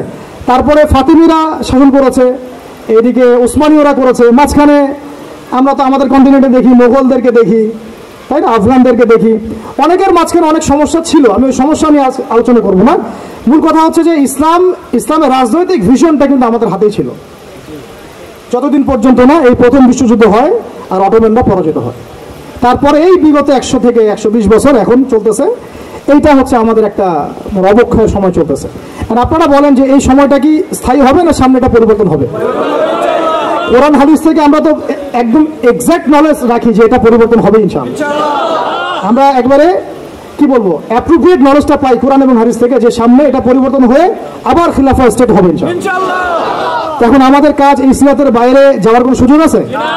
তাহলে আমরা সবাই দোয়া করি যেন আল্লাহ পাক আমাদেরকে সবাইকে সিরাতটাকে বোঝার তৌফিক দান করে, সিরাতের আলোকে আমাদের জীবন গড়ার তৌফিক দান করে, সেইভাবে ইলমের চর্চা করার তৌফিক দেন, আমল বাড়ানোর তৌফিক দেন, তাসকিয়া অর্জনের তৌফিক দেন, আমাদের ওলামায়ে কেরাম মুরব্বি মেনে চলার তৌফিক দান করেন এবং ঐক্যবদ্ধ থাকার তৌফিক দান করেন। যখন সবর তখন সবর করব, যখন দাওয়াত তখন দাওয়াত দিব, যখন হিজরত প্রয়োজনে হিজরত করব, যখন জিহাদ তখন জিহাদ করব। সার্বিকভাবে দেখবেন দিন কায়েম হয়ে যাবে ইনশাআল্লাহ। আল্লাহ রাব্বুল আলামিন আমাদের সবাইকে কথাগুলো বোঝার তৌফিক দান করেন। যদি কিছু ভুল বলে ফেলি এটা আমার পক্ষ থেকে, সঠিক বিষয়গুলো আল্লাহ পাকের পক্ষ থেকে। وما علينا الا البلاغ. اقول قولي هذا استغفر لي ولكم ولسائر المسلمين. سبحانك اللهم وبحمدك اشهد ان لا اله الا انت استغفرك واتوب اليك. السلام عليكم ورحمه الله. প্রশ্ন প্রশ্ন প্রশ্ন প্রশ্ন এখান থেকে ভাই দেখতে হবে যে কে আগে হ্যান্ড রাইজ করে তাকে আমরা চান্স দিব। তিনি বলতে পারলে তাকে প্রাইজ দেওয়া হবে, যদি তিনি না পড়েন তখন পরের জন যিনি পরে হ্যান্ড রাইজ করেছেন তাকে দেবেন ইনশাআল্লাহ। তো শুরু করতেছি ইনশাআল্লাহ। যে আলোচনা হলো এবং সিরাতের উপরেই চেষ্টা করছি করার।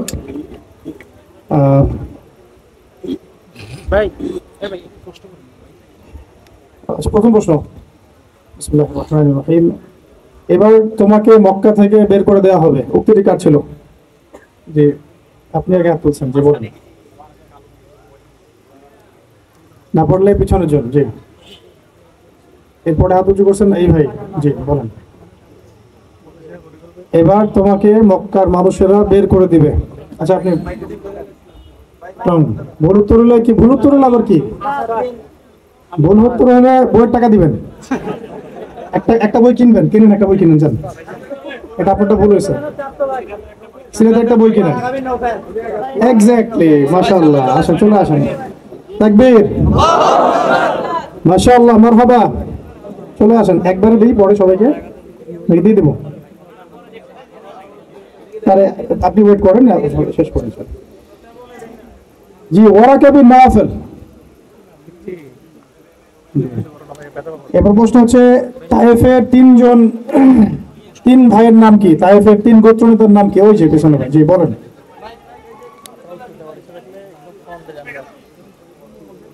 শোনা যাচ্ছে না, জোরে বলেন, জোরে বলেন, জোরে বলেন।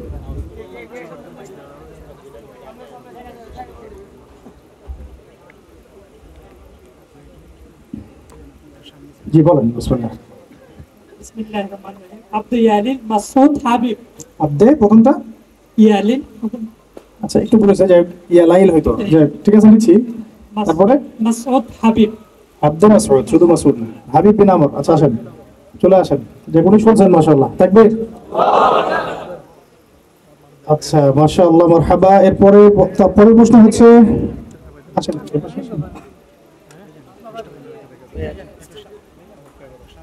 6 জন আনসারী সাহাবীর নেতা কে ছিলেন? উনি পিছনে হাত তুলছেন, জোরে বলেন। আসওয়াদ না, ভুল নাম। সাদ বিন জুরারা। জোরে বলেন। আসরাদও না, আসাদ বিন জুরারা। সবাই বলতেছে আসাদ বিন জুরারা। আসাদ বিন জুরারা। সবাই এভাবে বললে হবে না। আসরার বিন জুরারা। কি বলছেন? আসরার বিন জুরারা। আসাদ না, আসাদ। আসাদ বিন জুরারা। আচ্ছা, এটা ক্যান্সেল। ঠিক আছে। ইসলামের ইতিহাসের প্রথম দাঈ সাহাবীর নাম কি? জি, জোরে বলেন। মুসআব, সুন্দর করে বলেন। হ্যাঁ আসেন, নাম সুন্দর করে বলেন। মুসআব বিন উমাইর রাদিয়াল্লাহু আনহু। জি, আসেন, চলে আসেন, তিনজন পাওয়া গেছে। চতুর্থ প্রশ্ন, পঞ্চম প্রশ্ন আর কি। জি, বদর যুদ্ধের আগে সংঘটিত প্রথম সারিয়া অভিযানের নাম কি ছিল? একটু কঠিন, ওই যে পিছনে ভাই। হ্যাঁ সেটা বলেন। লা ওয়াল্লাহি। জি বলেন বলেন। হ্যাঁ না না না, আপনারা বলতে পারবেন না তো, এটা তো মামনু। প্রশ্ন বুঝছেন কি, বদর যুদ্ধের আগে সংঘটিত সর্বপ্রথম সারিয়া অভিযানের নাম কি ছিল? না গুগল করা যাবে না। হ্যাঁ 5 সেকেন্ড সময় নেন, সমস্যা নাই।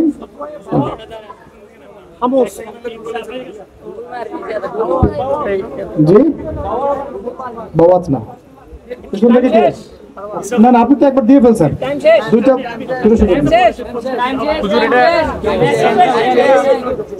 জি বলেন।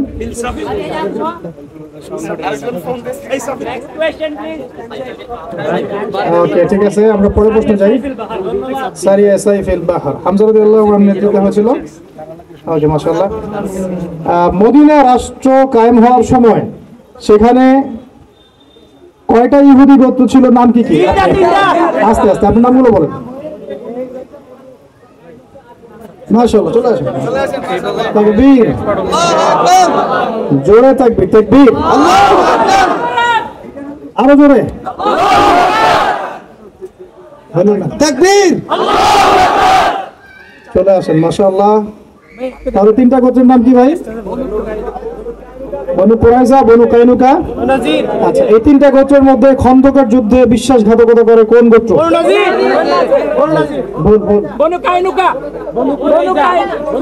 আচ্ছা চলে আসে, ওই যে ভাই। হ্যাঁ বনু কুরাইজা, বনু কুরাইজা। মাশাআল্লাহ, ঠিক আছে, মাশাআল্লাহ, খুব সুন্দর হচ্ছে, জমে গেছে আর কি। ঠিক আছে, আচ্ছা ওকে ওকে। এরপরে প্রশ্ন হচ্ছে, হ্যাঁ একটু বই দেখি। আচ্ছা আচ্ছা, উহুদ যুদ্ধে 50 জন তীরন্দাজ সাহাবীকে আল্লাহর নবী সাল্লাল্লাহু আলাইহি ওয়াসাল্লাম কি করেন? একটা পাহাড়ের উপরে থাকতে পারেন, সেই পাহাড়ের টিলার নাম কি? সেই পাহাড়ের টিলার নাম কি ছিল? হ্যাঁ বলেন। হ্যাঁ না না না, পাহাড় যেটা, যে পাহাড়ে 50 জন সাহাবীকে রাখা হয়েছিল তীরন্দাজ, নড়াচড়া করা যাবে না, যদিও দেখা যায় আমাদের দেহ যদি পাখি খেয়েও ফেলে তাও নড়াচড়া করা যাবে। হ্যাঁ বলেন। কেউ পড়েন নাই সিরাত? কেউ আগে যারা পড়ছেন জাবালে, কে বলেন? বাদ বাদ, এটা বাদ। তাহলে হ্যাঁ জাবাল রুমা, এটা আপনারা ভুল করবেন। ওকে, এরপরে প্রশ্ন হচ্ছে যে কোন যুদ্ধে মুসলিমদের সংখ্যাধিক্য তাদেরকে ওই যে বলে ফেলছে? চলে আসেন।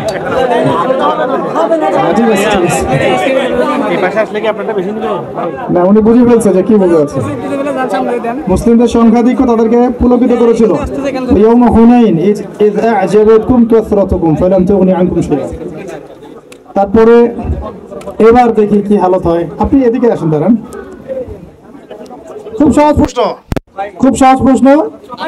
নবী করিম সাল্লাল্লাহু আলাইহি ওয়াসাল্লামের কন্যাদের নাম বলুন। একজন, ওই যে ভাই আগে হাত তুলছেন, জি সবগুলোর নাম বলতে হবে তাড়াতাড়ি। মাইকটা দেন না ওনাকে। আপনি চলে আসেন সামনে।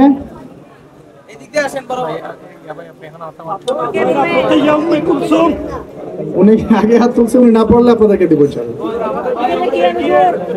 আজিল তাড়াতাড়ি আসেন।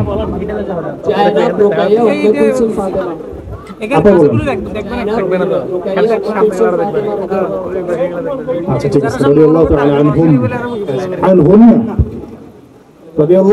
আনহুন্না, ঠিক আছে, আসেন, চলে আসেন। ঠিক আছে, এবার আরেকটু সহজ প্রশ্ন করতেছি। নবী সাল্লাল্লাহু আলাইহি ওয়াসাল্লামের স্ত্রীগণের নাম বলেন। একজন, আস্তে আস্তে। হ্যাঁ এবার বলেন দেখি। সাউদা রাদিয়াল্লাহু তাআলা আনহা, মাইমুনা রাদিয়াল্লাহু তাআলা আনহা, মাইক্রোফোন দেন, জি বলেন। আয়েশা রাদিয়াল্লাহু তাআলা আনহা, আপনারা হিসাব করেন ঠিক আছে কিনা। খাদিজা রাদিয়াল্লাহু তাআলা আনহা, হ্যাঁ মনে হয় না, ঠিক আছে ঠিক আছে।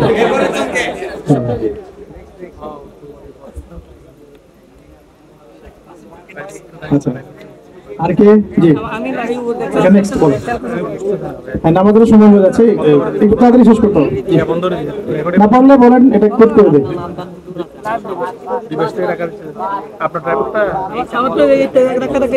এটা পারলে আপনাকে একটা না দুইটা বই দেওয়া হবে ইনশাআল্লাহ। খাদিজা বিনতে খুয়াইলিদ রাদিয়াল্লাহু তাআলা আনহা, সাউদা বিনতে জামা, আয়েশা বিনতে আবু বকর রাদিয়াল্লাহু তাআলা আনহা, এরপরে হচ্ছে হাফসা বিনতে উমর, এরপরে হচ্ছে সাফিয়া বিনতে হুয়াই বিন আখতাব, তারপরে হচ্ছে যায়নাব বিনতে খুজাইমা, যায়নাব বিনতে জাহাশ, মাশাআল্লাহ। এরপরে হচ্ছে আপনার মাইমুনা রাদিয়াল্লাহু তাআলা আনহা, উম্মে হাবিবা রামালা বিনতে আবু সুফিয়ান রাদিয়াল্লাহু তাআলা আনহা, আর হচ্ছে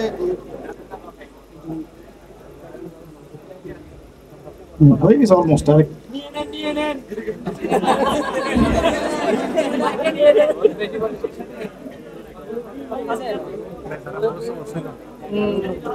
আচ্ছা চলে আসেন, ঠিক আছে।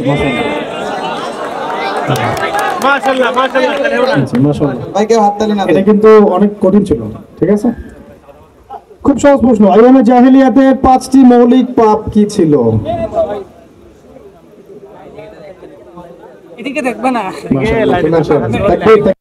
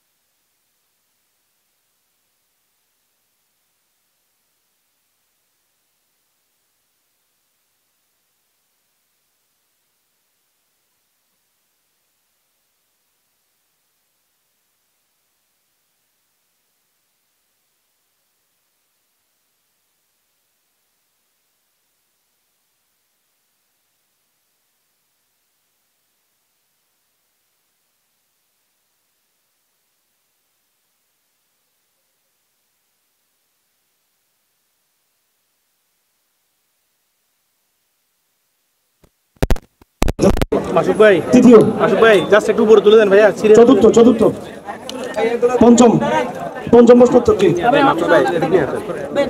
ষষ্ঠ, ষষ্ঠ, 6 নম্বর, 6 নম্বর কে ছিল ভাই?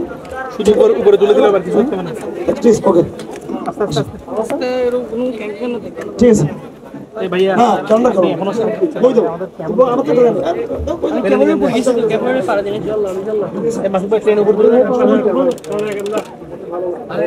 কি কারণটা দিয়ে বুঝতে